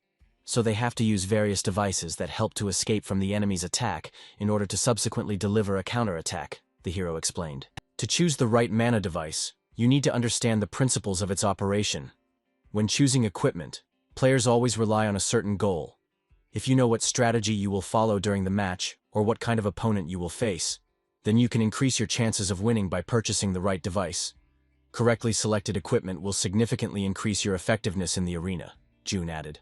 The hero saw a familiar disc and threw it. The room was filled with a blue glow. Taking the disc in his hands again, the hero turned to Kim and said, "This is a mana fuse. What type of player do you think it is suitable for?" The guy started thinking, "It looks like it needs to be attached to something. In general, it would be great if ranged players could use something like this. They could attach such devices to their arrows to make something like rockets out of them." Jun sighed in amazement. It was absurd. At least with my pistols, it definitely wouldn't work, and the bullets were too small to attach anything to them. Here the hero fell silent and thought, although wait a minute, yes, you can't do that with bullets. But I shoot ether, which can take any form. If so, then it's possible. Kim grabbed an air dash from the shelf and asked, "What about this? You said it was an instant teleportation device. It would be good for ranged players. They could use it to keep the distance they needed to continue the fight." Ah, that. Jun touched the device, remembering fragments from his past life. He wanted to tell his partner about it, but only said that it was a good choice. Jun freed his hands with a sharp movement and pulled the pistol out of the holster. He was behind his comrade and was glaring at him. The hero confidently pointed his weapon at Kim's head. "I would say it's just an excellent choice. With the help of such a device you can instantly switch to close combat, and you won't even need any shield," said Jun, still standing behind the guy and holding the gun at his head. Jun took the gun away from the guy's head and he spoke. "Wow, there's so much useful equipment here, and we can't just take everything," the hero answered seriously. "Don't even think about it. Let's start with the fact that your mana is not infinite, so you still won't be able to use many of these devices. In addition, there is a limit on the number of devices that can be used during a match, which is why professional players usually take no more than 2 of these devices with them to the arena."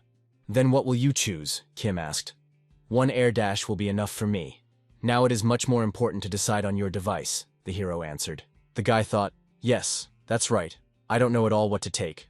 The choice is simply huge. I don't use ranged weapons, so I don't need a mana shield, and I'm unlikely to need a mana fuse, and the air dash seems too difficult to use."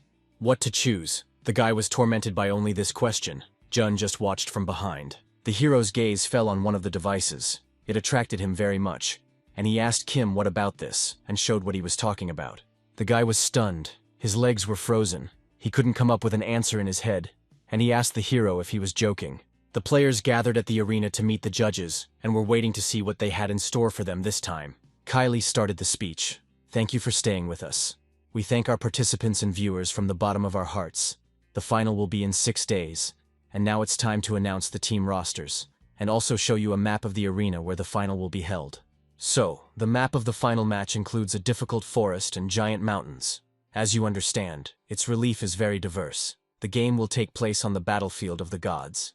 June thought it would be fun, a universe created in the image and likeness of the tower. "Well, I've played on this map before, so I'm familiar with its features and know what to expect." Simon picked up the speech. "Based on the results of the previous battles, we divided all the participants into 2 teams, and so, the blue team consists of Sam, Justina, and Daniel," Michael continued, "and the red team consisted of Jun, Eugene, Austin, and Kim." Justina picked up on this, and since the group lineups were announced in advance, we hope to see some well-coordinated teamwork at the match.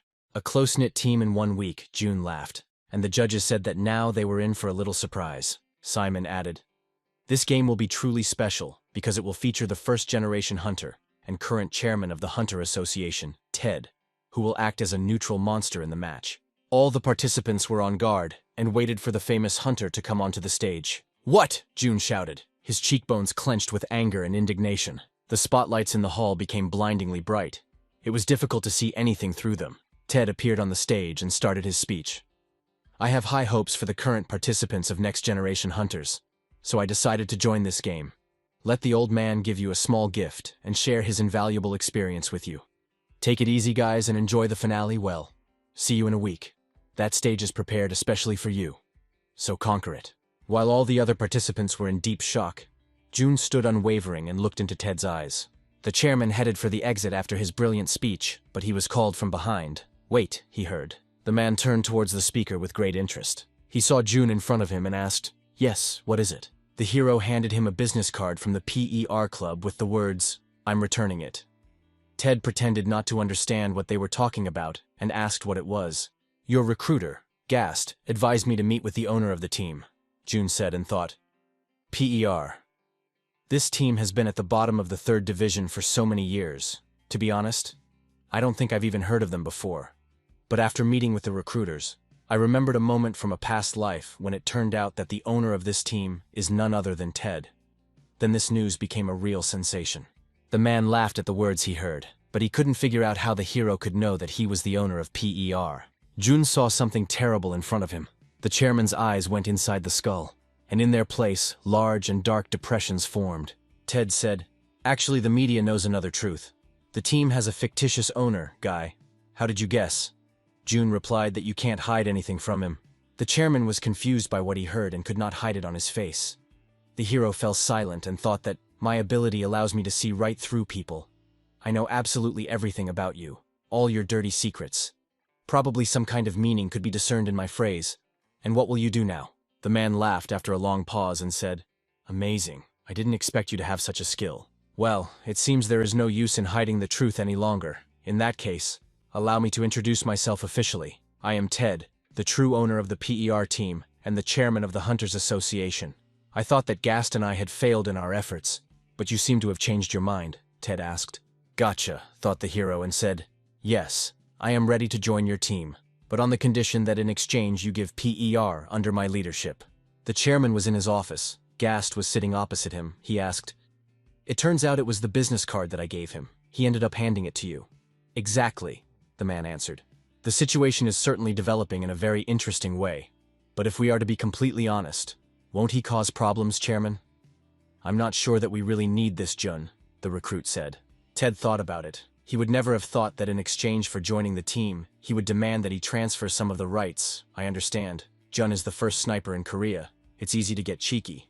But here, in my opinion, he went a little overboard.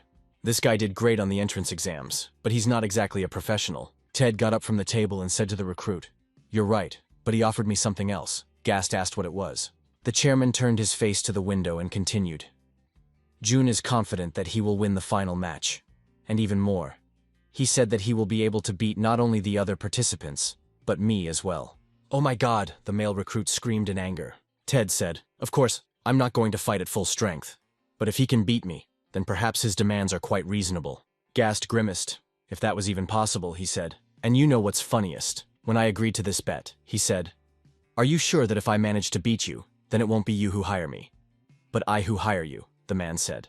Gast winced even more. He even jumped up from his seat from incomprehension. "Did he really say that?" the man clarified. Ted laughed and said, "Isn't that funny? Of course, if that really happens, he'll be right. But you don't think I'll give up without a fight. Let's see what trump cards he has up his sleeve." The members gathered in the office. Jun stood in front of them and asked, "So, you don't mind me becoming the team captain, right?" The hero turned and looked at the silent players. "I thought Eugene would show some initiative," the leader thought. "What a burning gaze. His close attention is starting to bother me," the hero added. Jun grabbed the back of his head and said, "Well, I suggest we start by discussing strategy," and the players supported him. He drew 2 little men on the board and said, "I hope you'll agree that Eugene and I are the strongest players on our team, and that's what we'll be using as our plan." Jun began drawing a rough plan on the board, marking his team, the opposing team, and the neutral zone. He continued, "We, as well as our opponents, in order to successfully pass this battlefield of the gods, first need to rise, and only then begin team battles. And this is what we will start from. However, since there is a new variable in our problem, Chairman Ted, some of us, including me, will have to use a slightly different strategy. So, let's write down all our actions from the start. Everyone except me, Eugene, and Kim will farm items for Ascension and hunt monsters. The 3 of us, as soon as the game starts, will go to the territory of the neutral monster. The first thing we need to do is find Chairman Ted." The guys jumped up from their seats, not believing their ears, and shouted out loud, "What?" Jun folded his arms and said, "Yes, I plan to beat him." Austin expressed his dissatisfaction. "You want to fight the chairman? Are you completely crazy? How will the 3 of you be able to defeat him?" Yes, he promised that he would not fight at full strength, but still. "I remember you did great in elimination and did great in the survival game," he added. "But do you really think you're the best hunter in Korea?" Austin asked the hero directly. "You want to go up against a professional, and you have the guts," he added. It seems that during the elimination I made a lot of enemies. But there is no time to rant. It's time to move on to the next step, the hero thought. Eugene spoke up here. Everyone knows how strong the chairman is. Do you really think Jun hasn't thought this through? He's done an excellent job with all the other missions. I have no doubt he's had some kind of plan ready for a long time. Jun was stunned by his partner's words. Why is this guy? I thought he was ready to kill me, and now he's suddenly defending me. Somehow strange. The hero slammed his hand on the board and said, "Of course, I'm not going to go ahead. Perhaps my plan will seem absurd to you, but still listen to me." The judges gathered at their table. Filming began. Kayla began her speech. Welcome and welcome back. I'm Judge Kayla. Let me just briefly remind you of the rules of the final game.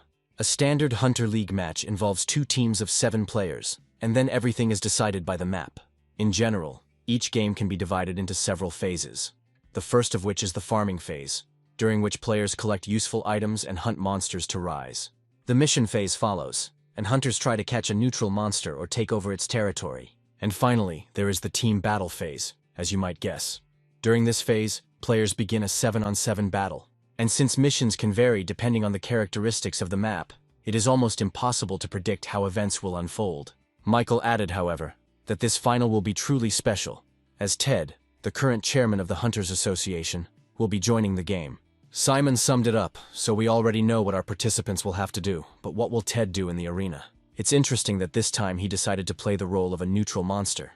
In essence, he will do everything the same as normal monsters, Michael asked. Simon answered, "Yes, but we shouldn't forget that Ted is a true professional in his field, and beginners definitely can't compete with him. He is a first-generation hunter. Isn't he too tough an opponent for our participants?" "You're right," Kylie said. "And that's why we've put some restrictions on Ted. All of his skills will be reduced by 2. Simon continued. "I heard that at a professional level, even the smallest differences matter. But thanks to our restrictions, his superiority over the other players will not be so noticeable. Plus, Ted will be going up against 14 people at once, and I really want to see that. It promises to be an exciting spectacle," Kylie said. "Yes, I'm sure many of you, like you, are looking forward to the final, which will take place this week. The best newcomers, as well as the one and only Chairman Ted. The match will certainly be interesting, so stay tuned," Michael concluded. The cameraman shouted, "Good job," and the shooting ended. Kylie called Michael and asked what he thought about the upcoming final. "You supported June so much at every stage of the show that you can probably already be called his most devoted fan. I'm sure that now you will bet on his victory in the same way.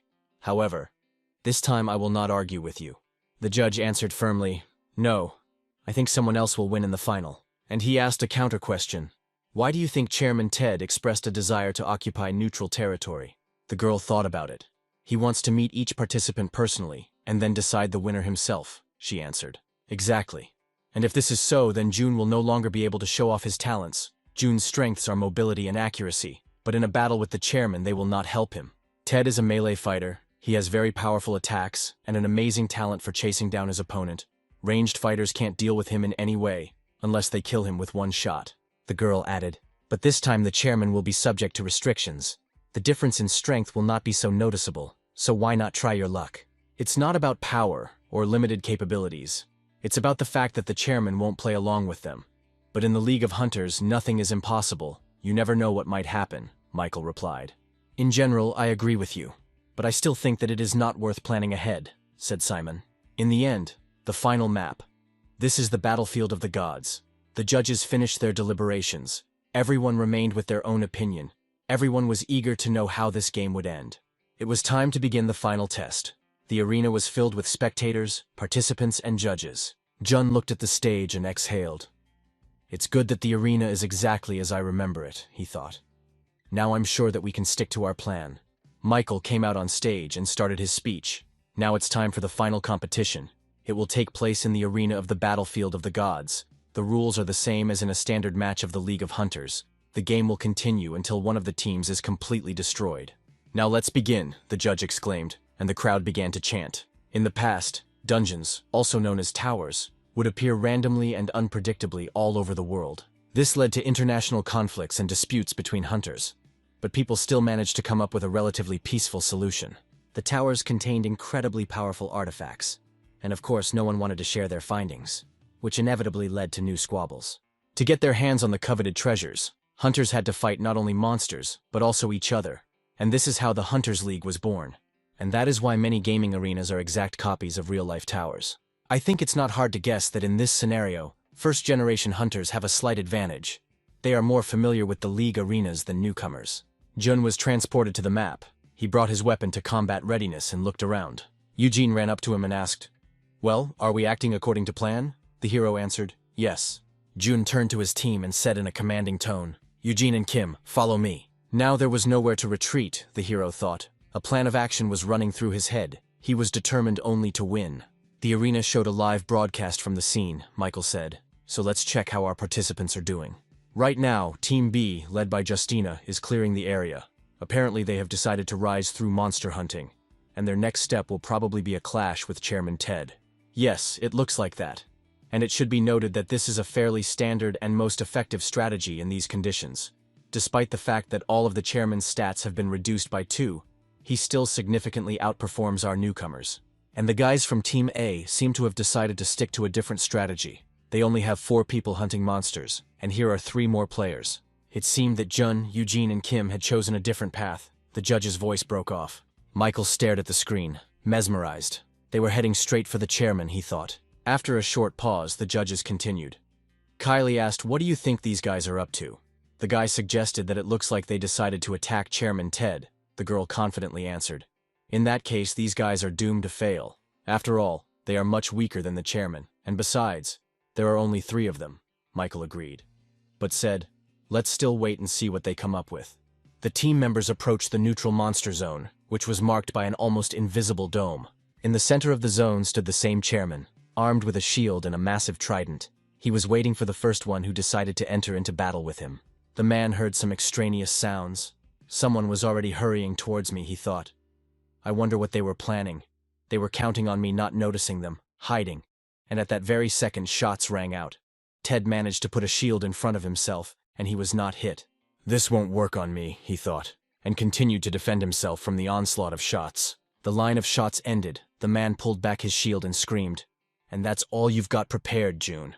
The hero didn't answer, but just continued to attack the neutral monster. Ted blocked himself with a shield and began to walk towards the guy. As the man tried to walk against the bullets, Kim appeared behind him, ready to start the onslaught from his side.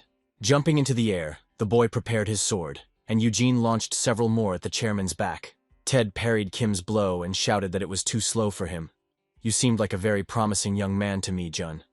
However, if this is all you can do, then I am very disappointed." Continuing the duel with Kim, "I thought you would be able to surprise me with something like that. But all I see is this senseless swinging of the sword." The man heard something behind him. He turned around. A huge shadow fell on him. He remained standing in a stupor about what he saw in front of him. A giant of unprecedented size appeared before him. It was hundreds of times larger than a man. It seems that Ted had underestimated June after all. After the Battle of the Gods, a whole civilization of giants once lived in this territory. But then, for some unknown reason, all these big guys turned to stone. And here's what's interesting. Frozen in stone, the giants did not die. At one time I managed to thoroughly study this area, since the finals of the League of Hunters are usually held in this arena, June said. And one day I learned how to awaken the giant. Jun's teammates didn't know anything until they were on the map. The hero told them the plan. Kim asked in horror, "Are you going to revive the statue?" Eugene asked a question, noticed something useful. Suddenly there was some artifact hidden here, like in the survival game. The hero stopped and said, "Cracks. If we manage to break the stone in the right places, it will crumble, and the giant locked inside it will come to life and come out." Kim clarified, "Seriously, are you sure that this is not just your guess?" Eugene picked up, "Of course not. He must have some special skill, right, Jun?" The guy hesitated and replied, Yeah, maybe. So, let's say we free them. But will they help us?" one of the guys asked. The hero squatted down. "No. These giants had been in captivity for too long. Most likely they had completely lost their minds. They would probably attack everyone indiscriminately," he explained. Kim was indignant. "You don't seem to be completely confident in your plan. Besides, as far as I remember, Chairman Ted plays the role of a neutral monster. I get your point. But what if they accept him as one of their own and don't attack him?" Jun explained. "Well, if my reasoning is correct, then this shouldn't happen," the guy interrupted. "Okay, let's say you're right. But then we'll be in danger too." The hero firmly answered, "Yes, But for such a case we have mana devices prepared. Well, that's right. Well, that might work, the guy replied. They looked at Ted. There was horror in his eyes. He hadn't seen such giants for the last few decades and no longer remembered how to defeat them. The Titan's eyes lit up. He was ready to attack at any moment. The participants could only wait for the course of events to unfold. So that's it. It turns out he didn't want to attack me. He just decided to carry out a sabotage, Ted thought. So his true target was the statues. But is that possible? How did he know that they would come to life? Or maybe everything that was happening was originally part of his plan. He himself awakened them. But how? There were a lot of questions in the chairman's head. The giant roared with all his might, his eyes filled with light, and he went on the attack. Due to the man's insignificant size, it was difficult for the Titan to hit the target accurately, which played into the chairman's hands. The giant's axe flew past Ted, and he miraculously managed to put up his shield and jump back. The chairman thought, I can handle the giant. I'm worried about something else. Those three disappeared without a trace. Where did they go? Wait a minute. Ted had an epiphany. Are they really hiding under invisibility cloaks? This thing is quite useful, but not universal, and sometimes inconvenient, because you still won't be able to hide under it for long. In general, this is exactly why such cloaks are not popular with hunters. The men washed away the Titan's blow, and with each blow it became harder and harder to fight back. June appeared from behind the rock. He really was wearing an invisibility cloak. With a smile plastered on his face, he pulled the trigger. They don't even look like they're going to fight me, Ted thought, turning his head and seeing a bullet flying towards him. With deafening sounds, the Titan continued to attack the chairman. The man laughed loudly and shouted, You really managed to corner me. I haven't encountered something like that for a long time. It's impressive. Good job, boy. But don't think you've won yet. We're on equal terms now. Show me what you can do. Keep shouting, Ted. June watched from behind the rock. All spectators watched the players online from their home arena. Kylie spoke up, but I still couldn't understand why he was shooting at those statues. It turns out he knew how to awaken them. Chairman Ted managed to escape the guy's attacks, but the bullets he dodged ended up hitting the giants, and now the situation leaves much to be desired. Michael realized that June had been pretending to shoot at Ted, but was actually aiming at the cracks in the statues, and then he had hidden under the invisibility cloak so that the angry giant's attention would be directed to the chairman. The judge smiled widely, his eyes shining with satisfaction. I can't believe he actually did that, he thought. Silence fell over the arena as everyone waited with bated breath to see what would happen next on the playing field. June thought, yeah, it's not that easy to beat a first-generation hunter. Looks like I'll have to put in more effort to beat him. Well, good. The hero ran out from behind the rock and began firing a burst of shots, just like before. One of the bullets hit the helmet on the giant's head. But could it have changed anything in this situation? With a sharp movement, Ted flew into the air and blocked the bullet. It seemed that he thought that June was helping him, but he was very wrong. The chairman shouted, I won't fall for the same trick twice, and this is the best you could come up with. The hero hid behind the rock again and activated his all-seeing eye skill. The man's shield lit up on the battlefield. I got it, he thought. Then how do you feel about this? Thought Jun and began shooting, aiming only at the chairman's shield. The bullet bounced off the shield with a clang. Ted screamed. He said it wouldn't work anymore. But the hero was much smarter and more agile. He then shot at the bullet that had previously ricocheted off the shield, and now the bullets were scattered all over the area of the given point. Ricochet. One glance was enough for Ted to understand what June intended by his actions. The bullets clearly hit the second giant. Now it will be much more difficult for the chairman to fight two at the same time. The chairman understood why this trick was done. He clenched his teeth and whispered, What a bastard. Even a first-generation hunter would have a hard time dealing with two giants. But he seemed determined, the hero thought, and said into the radio, Kim, Eugene, can you hear me? He asked. The teammates were hiding in the bushes under invisibility cloaks. Kim asked Eugene. Austin and the others will be here soon. You remember what you need to do. Eugene propped his head up with his hand and nodded his head briefly. On the other side of the map, the rest of the teammates were in their zone and looking at the large number of wolf monsters they had killed.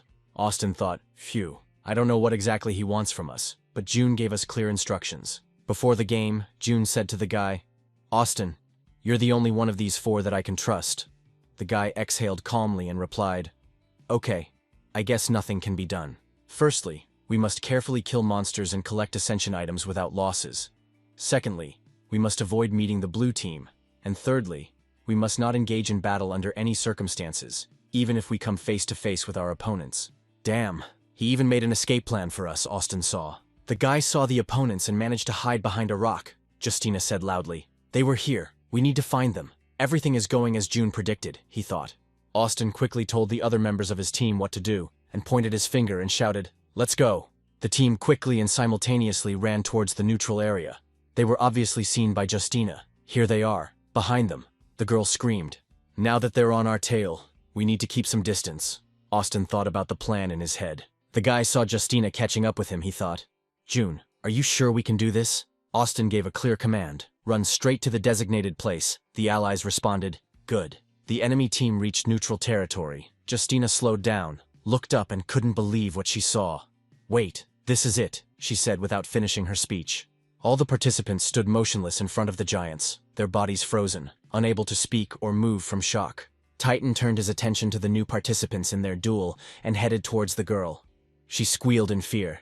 This is the neutral monster zone, she thought. The giants, like mighty gods of war, began to throw huge stones, and the dull thuds of boulders splitting the earth could be heard throughout the battlefield. One of these deadly projectiles flew past Justina within centimeters. But she, possessing amazing agility and courage, managed to dodge at the last moment, as if dancing on the edge of life and death. Austin, watching this, asked what the hell was going on and wondered. Jun said he was going to fight Chairman Ted first, so what the hell was going on here? Tad, surrounded by a gloomy atmosphere, was left alone with these giants, who towered over him like ancient gods who came from the sky, their massive figures casting long shadows on the ground, and each of their steps caused the soil to tremble. The Titans, with their terrifying faces and powerful muscles, seemed inexorable. Each of them was armed with massive weapons that glittered in the sun, and Tad understood that he had no choice but to fight this monstrous enemy. A flame of determination flared up inside him. He was not going to give up without a fight. June contacted Austin on the radio and asked if he could buy time. The guy replied yes, but not for long. The hero replied that it would only take me 3 minutes and started counting down. Austin was moving the boulders with his telekinesis skill and asked, "What are you going to do?" "You'll see," the hero said. Jun put on his invisibility cloak and said into the radio, "Kim, Eugene, we need to act now before we are noticed. Understood?" The radio answered unanimously, "Yes." "On my signal, it's time to take Justina's team out of the game," June said and began counting down. 3, 2, 1. The robes flew off the boys and they began to run to the attack, holding their weapons at the ready. Eugene's swords flew towards Justina and the girl standing behind her. One of the swords struck the girl with its own blow, and she fell dead. Justina gave her surviving teammates some advice. Avoid clashes with the giants and don't forget to dodge the flying rocks. The fight is just beginning. Focus on the red team. The next second, she activated her skill, the healing sphere shelter, which looked like an almost invisible dome. June resolutely grabbed the gun and shot the girl. She screamed, "He attacked the wrong person." The bullet, rapidly breaking out of the barrel, rushed towards Justina with such incredible speed that it seemed as if death itself had decided to overtake her. It pierced the air, leaving behind an ominous trail, like a harbinger of an inevitable catastrophe. As if in slow motion, the bullet was trying to hit her chest. At the last moment, the girl put up her shield, protecting herself from the fatal bullet, and said, "Did you really think that I would not prepare for your attack?" "It seems I really did underestimate her," June thought, and pulled on his invisible hairpin, always having a backup plan in his head. "Well, let's move on to plan B," said the hero and raised the disc in front of him. In his hands was a mana fuse, a mana-activated device that accumulates and compresses absorbed mana to produce an explosion of 8 units. "So let's detach a part first," the hero thought. "Now let's take the ether. Use it to change the shape of the fuse," added June. The hero turned a piece of the fuse into a bullet and loaded his pistol with it. It's quite heavy." June was surprised. Without thinking twice, the boy fired the transformed bullet at Justina, knocking her off her feet. "Your mother!" the girl screamed, falling to the ground and feeling severe pain in her arm. June's radio was bursting with questions. Someone asked why he fired, while others shouted that it was cool, and asked if the hero used a mana fuse. The leader broke into a wide grin. "I can't believe that worked," he thought. The girl stood up and saw blood flowing from her hand. She pressed the wound with her other hand and thought, "Damn, thanks to the shelter my wounds are healing quickly. But I still risk getting kicked out because of these guys." The wounded Justina remained in battle with Eugene and Kim. This was a chance for the guys to eliminate the enemy quickly. There are 2 ways to ascend in the Hunters League. The first one is pretty obvious. You can just kill the monsters that appear on the dungeon map. But there is another option. Get rid of your rivals. Jun fired again. The bullet hit the girl, and she no longer had a chance to get up and continue the battle. The hero remained under cover and thought that Justina's team was about to finish. Jun turned towards the chairman and saw him standing in front of a pile of stones that were previously giants. He seemed to have finished too, the hero summed up. Ted turned around and said, "That was great. It's been a while since I fought anyone at full strength. Now let's get back to where we left off. I'm really looking forward to hearing what you have to say, Jun." The hero pulled the hood of the invisibility cloak tighter over his head and said, "I don't think we have anything to discuss." The man laughed. "Stop it. Don't hide from me, by the way. I sincerely admire your strategy. The current generation of athletes only rely on brute force. However, in the past, hunters also had to defend towers, so strategy was simply necessary. A well-thought-out plan became a guarantee of success," Ted said, and laughed even harder. He turned his head and threw his weapon with all his might towards the hero. Jun managed to grab the air anchor and avoid the attack. He wondered how the man was able to determine my location by my voice. Surely the fight with the giants had exhausted him greatly. Now we can defeat the chairman, the hero thought. Kim and Austin entered the battle with Ted, clenching their fists. The man prepared for the fight, realizing that every moment could be decisive in this battle. Kim attacked first, but luck did not smile on him, and he was immediately struck by the chairman's weapon. Ted raised his shield and continued to defend himself. His strength was fading, but he couldn't even allow himself to think about giving up. Jun and Eugene were standing nearby. Eugene shouted in anger, "You're kidding me!" The hero, looking at this, only thought that there was nothing surprising in the fact that the elite hunter turned out to be stronger than the players of the 3rd Division. At least we did everything we could. Ted hit Austin too. The boy's body fell to the ground, his heart no longer beating from the feeling of threat. It all happened in front of the guys. June realized that on this map, they were left alone with Eugene against the chairman. Surprised, the man asked the hero arrogantly. His emotions were mixed, something on the verge of madness and fatigue. June held the gun out at arm's length and said with a slight smile, "No, your skills are quite up to my expectations." Ted laughed. "Well, I hope you have some kind of plan for that too," the man said, fully prepared for the fight. Naturally, Jun answered and let Eugene go ahead. The guy activated his power and began to attack. The swords flew at the chairman like vultures with wild speed. He felt cold sweat running down his forehead, but Ted managed to put a shield in front of himself in time. Immediately, the man soared into the air. Now he attacked in response to the provocation. The guys could only defend themselves. With one clear blow, Ted hit Eugene in the chest. The guy winced in pain. At that moment, the test was over for him. "And now, only you are left," said the chairman, standing close to the player and keeping him in fear. June raised his pistol and took aim. There was little time left, and it was time to do something, since now they were really left alone. Ted stood very close to the hero, literally a couple of steps away. The situation was heating up. The air became heavier. The chairman isn't just a melee fighter. He's a tank, Jun thought. This is a ranged fighter's worst nightmare. I'm at a huge disadvantage right now. The man jumped into the air and shouted, "Victory will be mine," swinging at the guy. The next second, the weapon pierced the guy's chest. A sharp pain dulled him. His eyes began to darken. But giving up was not about him. Through the crushing pain, Jun took out the disc and held it out in front of him. "Are you sure?" the hero asked with cruelty in his voice. There was an explosion of deafening proportions that rolled across the area like a thundering storm tearing apart the silence. A cloud of smoke and ash hung in the air, enveloping everything around in a mysterious gray blanket. Silence fell over the home arena as people froze and watched what was happening on the playing field. The blanket of smoke cleared, and the spectators and judges saw that both competitors were dead from that tearing blow. The screens at the home arena lit up. They said that the red team had won. People jumped out of their seats and cheered. The tension eased. Michael looked up at the screen and thought, "What a little rascal. He did it after all." He used the mana fuse to end the match in a draw, the referee continued. This was the real monster in this game, Michael thought. Filled with pride for Jun, he knew the boy could succeed. The hero returned to reality, and with a heaviness in his body climbed onto the arena stage. He was upset, a complete disappointment. If I had managed to dodge his spear and throw the fuse at him, I would have won, June thought. The hero's teammates ran up to him. Kim asked, "Oh, what are you thinking about? Come on. Stop moping. Aren't you happy about our victory at all?" Jun asked the guy in response. "What's there to be happy about? I played a draw." Eugene interrupted their conversation and asked questioningly, "Don't you know?" The guys didn't quite understand and turned to their teammate. Jun sharply asked what. Eugene smiled and replied, "Oh well, it doesn't matter." The guys laughed and walked onto the stage. The show's judges then took to the stage, along with Chairman Ted. The chairman stood next to Jun, smiled and looked at him. The hero looked up at the man, a question written on his face. Kylie began her speech. Did you know that every year around the world about 100,000 people awaken, and each of them at least once visited the thought, no, place to become a hunter? However, being a hunter is not that easy. Yes, now it is all just a game, and today's hunters are more athletes than warriors, unlike the first generation of hunters who fought in the towers. And yet, a true hunter must possess such qualities as courage, wisdom, strength, and of course, luck. In a word, not every player is destined to become a real hunter. But today, one of the participants of the first-generation hunters managed to prove that he is worthy of bearing this honorable title. Our winner is June, she concluded. All the spotlights were on the guy. The crowd chanted his name. Jun went up on stage. The girl continued. Congratulations. You were the ones who managed to show the best result.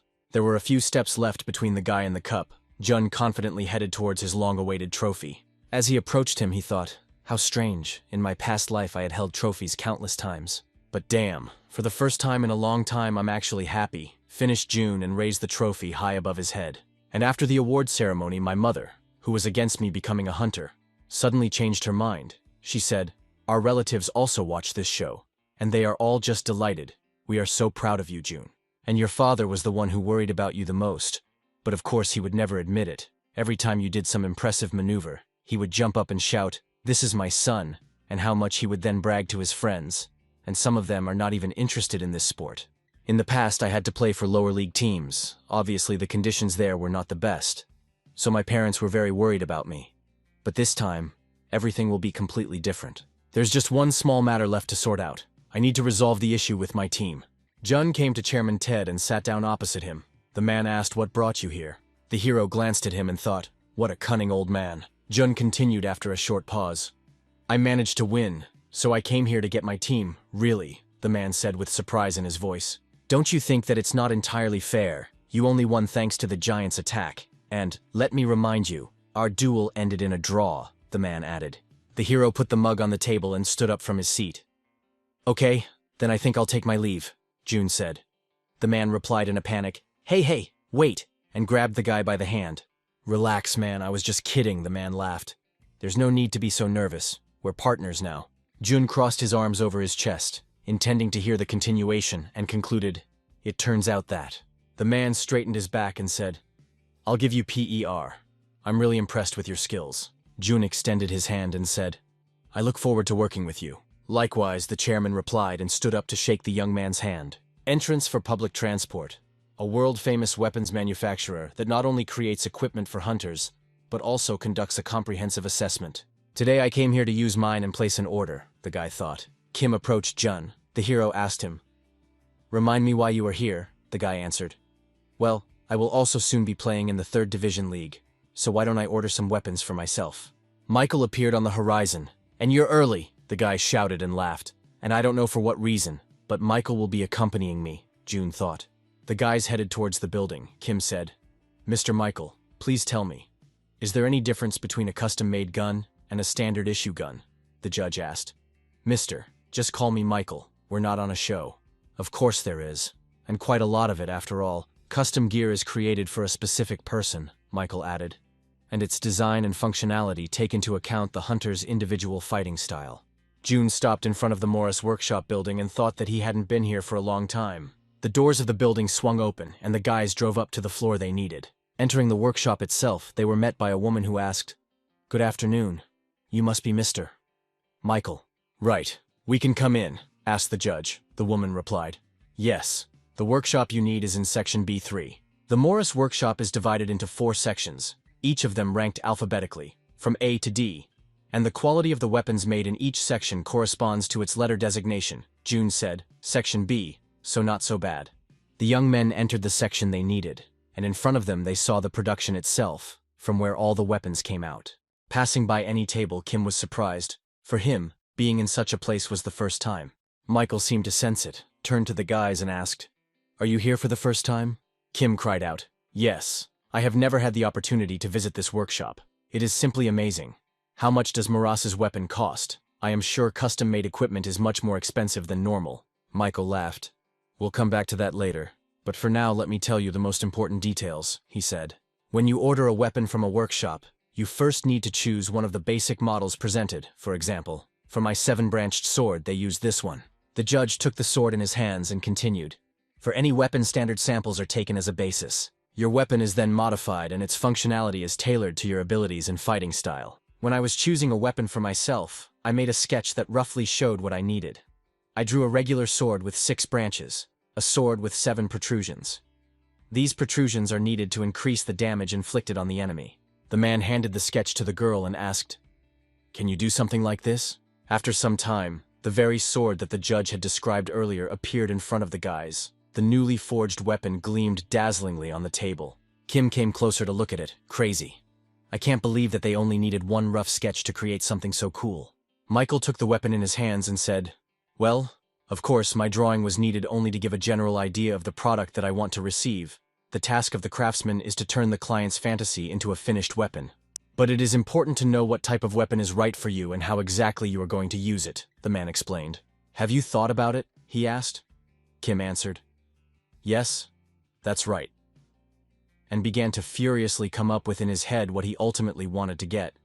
Jun only thought that he would take the same equipment that he fought with in his past life. But what Kim would come up with was very curious. Something incredible came to the guy's mind. He grabbed the rapier. Jun was surprised. A rapier is a weapon for stabbing. Interesting. Kim began to transfer all of his ideas onto a piece of paper, describing every point he wanted to see in his rapier. A technique that increased speed using mana. A glowing effect when increasing speed. Jun grimaced in surprise. Why did he need so many useless effects, he thought. What kind of glow is this anyway? Michael laughed. Yes, you shouldn't forget about the coolness of the weapon either. Think like a pro-level player, he said. The man turned to the hero and asked, "What about you, June? Have you already decided what weapon you'll order?" June stood in front of the armory and began to look for what he really needed with his eyes. What he really missed during his new life after awakening. Among the Korean hunters, there are no those who use firearms. So the model I need is not presented here. But now I can use magic weapon transformation again. So this small inconvenience is not a hindrance for me, the guy thought. "Can I have this?" Jun asked, holding up a small silver ingot that looked more like a blank for something. Michael folded his arms across his chest and smiled and replied, "Sure. Make the most of your privilege." Jun immediately used his transformation skill and a familiar rifle appeared in his hand. Everyone in the room was shocked. It was amazing how quickly and easily he did it. People are constantly impressed by my abilities. But I can't get used to this kind of reaction, the hero thought. In every country where the Hunter League matches are held, you can find branches of the Morris Workshop. And of course, competition between them is inevitable. Morris divisions are constantly fighting for supremacy, and they are mainly interested in only 2 indicators. The first is the quality of the weapons produced, and the second is the status of their customers. At the moment, the Korean branch of the Morris Workshop cannot boast of a great reputation. The performance of Korean athletes on the world stage is a complete disaster. The players who are supposed to promote equipment made in our country are actually only ruining our image. But perhaps this guy will help us restore the good name of the Korean branches, the girl thought. Not only did he manage to win the show, but he also showed the possibility of creating a completely new weapon. "I will not miss such a chance," she added and said. "Thank you for your time. My name is Anna. I am the head of the Seoul branch of the Morris Workshop. Let me get straight to the point." "Are you satisfied with the B-rank equipment?" she asked. Jun replied, "Well, it's a prize that the show organizers prepared, so I don't really have a choice." The girl took out an interesting box and said, "If all you need to create a weapon is a mana ingot, then we can provide something very special." She opened the box containing a huge ingot of mana and said, "I would like to offer you something." The hero sat down more comfortably and said, "I'm listening." Anna took the box in her hands and spoke. "We can agree on a permanent lease. You will be free to use the mana ingot provided by our branch to create your own weapon.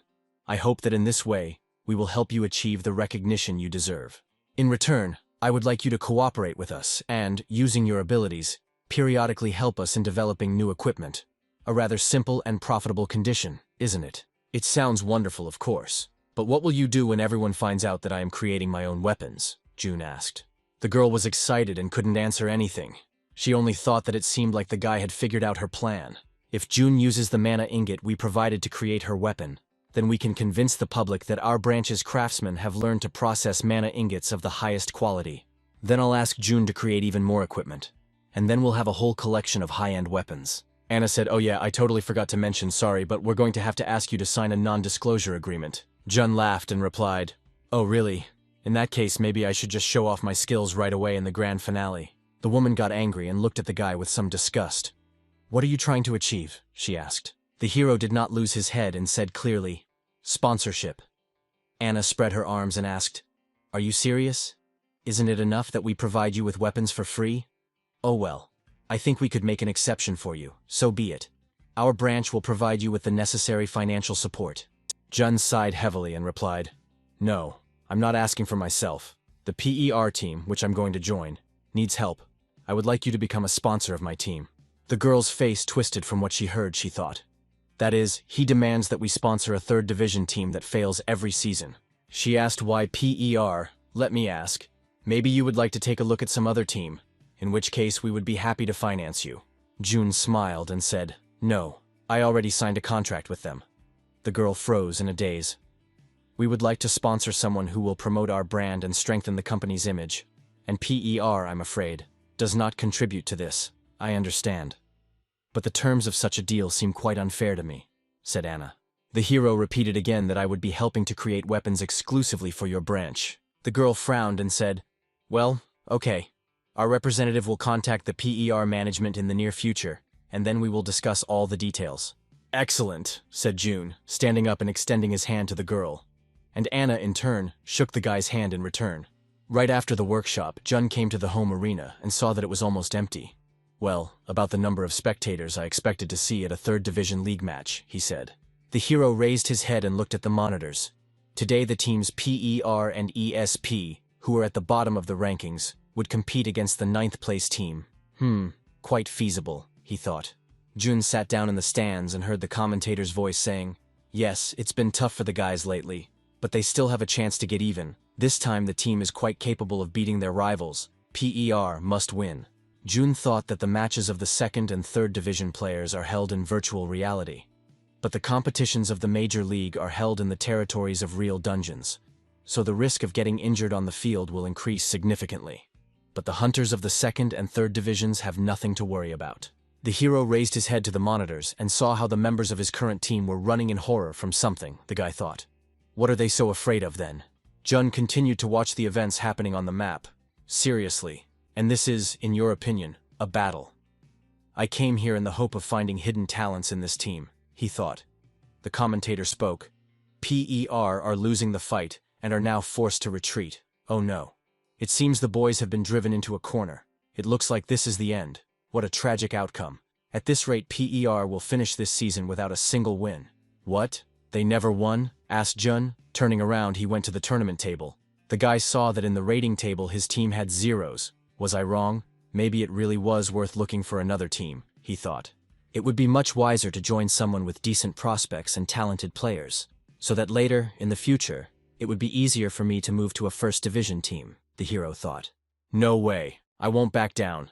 I'll find some solution. First of all, I need to get rid of the current players. I'll throw out everyone I can. I just hope that they have at least one good hunter. Jun thought about his thoughts and what he saw, and headed towards the exit to visit the residents and meet the participants. The hero stopped in front of an ordinary brick house, he thought. You're kidding. The PER residence is in a residential building. Although, if you think about it, my first team didn't have any sponsors either, so we also lived in an ordinary house, Jun recalled. Okay. Maybe it's not as bad as it seems at first glance. I was already given a code. The guy entered the combination of numbers, and the lock opened. Jun pushed the door, and before he could go in, he heard screams. Someone was swearing, idiot. If you hadn't screwed up then, we wouldn't have been disgraced. The hero saw a picture of 2 participants arguing with each other, and Gast was separating them. The bigger guy was shouting, but you're only good at chattering. You yourself were running around with your tail between your legs until you were caught. That's just great. Keep it up. Gast put his hands forward and asked, guys, keep your cool. Let's discuss everything calmly. Jun remained in the aisle and thought, it's no wonder that the atmosphere in the team is so tense. The guys are performing really badly. And having collected his thoughts, he said loudly, I have nothing to hide. I could never boast of good physical preparation, right, coach? Gast saw the guy and put his arm around his shoulders. Guys, meet the new member of our team. His name is Jun. This year he became the winner of the show Next Generation Hunters. The guy forced a smile and said, seeing your game, I must say, I am simply amazed, and paused. Looking around at everyone present, he continued, I am amazed at how useless you are on the field. The guy walked towards Jun with an important gait and said, What the hell are you talking about? Who do you think you are, brat? Who gave you the right to throw mud at pro players? You better take your words back. The hero said playfully, "Oh, I hurt your tender feelings. Then what about the duel? If I fail, I will leave the team. But if I win, you will have to leave. What are you afraid of?" he asked. Everyone who wanted to challenge Jun changed their clothes and went to the training hall. The rest of the team members stayed to watch what was happening. The newcomer had just come in and had already provoked them. But only 3 of them had fallen for it, the hero thought, and began his warm-up. Everyone who refused has no guts, the hero thought, and said, "Well, it looks like we're on the same page. I hope you don't turn off the sensors. Saying that you'll beat me up, let's turn them up to maximum," he suggested. The biggest guy laughed and replied, "Don't worry, get ready, you're finished." The guy who rushed one and died in the match, Jun thought, and activated the all-seeing eye to see who it was and what his stats were. The guy's name was Gold. His skills were a destructive dash of category B+. He dashes forward, sending a destructive impulse, and his physical attributes were not so high. Mainly only his strength was pumped up, but everything else was not developed. His stats are lower than those who were on the show. He was clearly slacking off during training. He has good skills, but he doesn't know how to use them. It's funny to even imagine that these people became pro players, thought Jun. The guy activated virtual reality and instantly moved to the game map. The hero saw a powerful explosion not far from him and thought, "As I said." Gold used a devastating charge immediately to show his superiority. "I knew he would rush into battle right away," Jun thought. The guy ran past the hero at lightning speed and ran into the building, leaving his opponent in confusion. The ground rumbled beneath Jun's feet, and he saw deep cracks spreading out right beneath him. The hero soared into the air to remain unharmed, looked down. He saw that the radius of the wave was larger than I thought. Really good skill. Gold raised his head in rage and laughed loudly. "How do you like that?" he asked. Jun didn't answer and thought, "So he will think that I am dancing to his tune." The guy continued to walk in the air, provoking the guy. He ran. Jun thought that he would make a dash straight at me, being confident of victory. Everything was according to plan, Jun said. And the next moment the hero grabbed the air anchor and did his famous somersault in the air, thereby flying straight into Gold, who was on the ground. Jun pointed the barrel of his rifle at him and fired, which the remaining 2 guys saw and were amazed. The hero rose above the ground on an air platform. Next to him, on a rope, hung Gold's body. The guy said loudly, "You're a bit late. Who's first?" he asked. "I warn you, it will be very painful." In an instant, 2 players were killed, virtual reality dissolved, and the guys fell to the floor of the training hall. Jun stood majestically in front of them and said, "Remember the agreement. Whoever loses gets kicked off the team." The guys started to dodge and say, "Wait, we didn't agree." The hero came closer and said in a menacing voice, "Get out." The guys were discouraged. Their mouths opened, fear flashed in their eyes. They rose from the floor and walked to the exit, shouting at the end, "Bastard, good luck building a team." Gold approached Jun. The guy shouted, "Hello, can you hear me badly?" The hero asked. "It's time for you to leave." Gold bit his lip hard. Blood spurted out and ran down his chin. He shouted, "I'm sorry." Jun smiled and asked, confused, "What?" The guy's body shook. He continued to speak. "I'm sorry, it's my mistake. I fully realized my mistakes." "You don't have to throw me out," he asked. Jun folded his arms across his chest, thinking that this guy had some nerve, and said, "You couldn't beat a newbie who just became a hunter. Why should I leave you?" he asked. Gold clenched his fists and said, "I have good skill, you beat me, of course, but this is my biggest advantage. Isn't that enough?" Jun thought, he speaks truth. The skill is really strong, and looked at the guy. The hero turned to Gold and asked, "So what? You don't even know how to use it. And let's be honest, you won't even listen to me." The boy shouted back, I will obey. Will you let me stay?" Gold asked. "You will listen to me and only me. I am sure that you can handle it," asked the hero. Gold put his fists forward and crouched down, saying, "Yes, I can handle it. I don't know if it was worth doing, but to be honest, the team is full of trash and the budget for buying players is tiny. So maybe it's worth making an example out of him for the rest." The hero returned home, lay down on the bed and picked up the phone, he thought. "Out of the 7, I kicked out 2. I need to find replacements for them."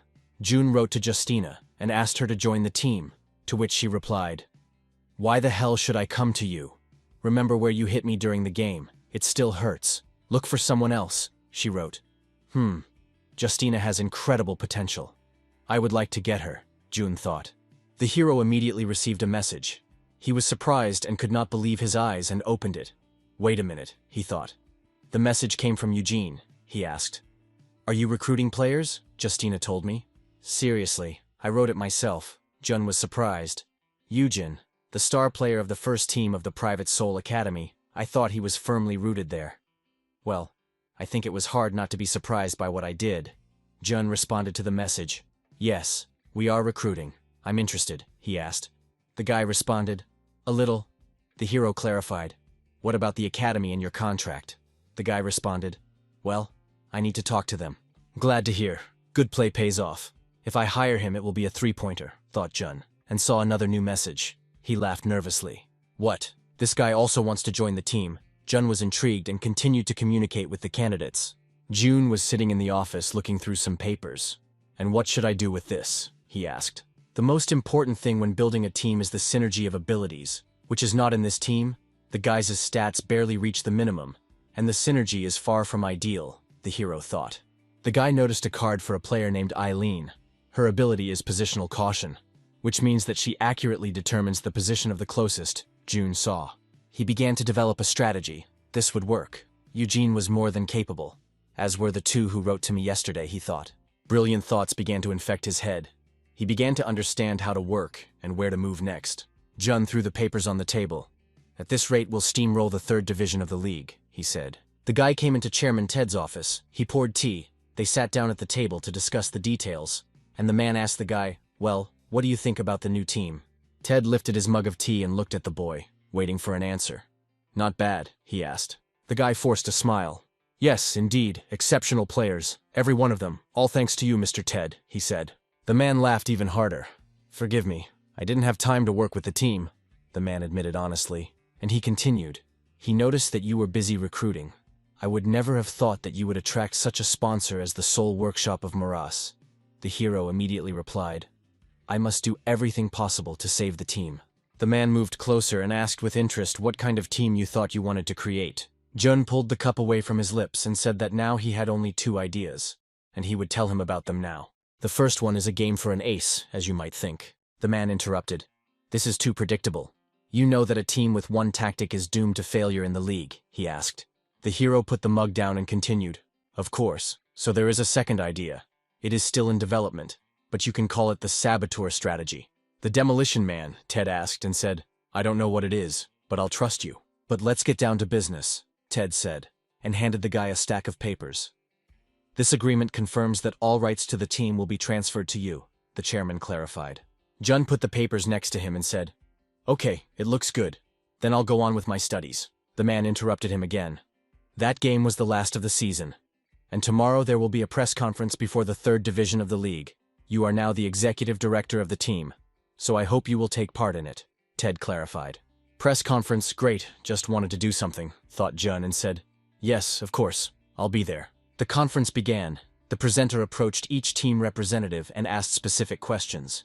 Jun waited a long time for his turn. He became bored watching the same answers from all the recruits. The speech reached the hero. He took the microphone in his hands and introduced himself.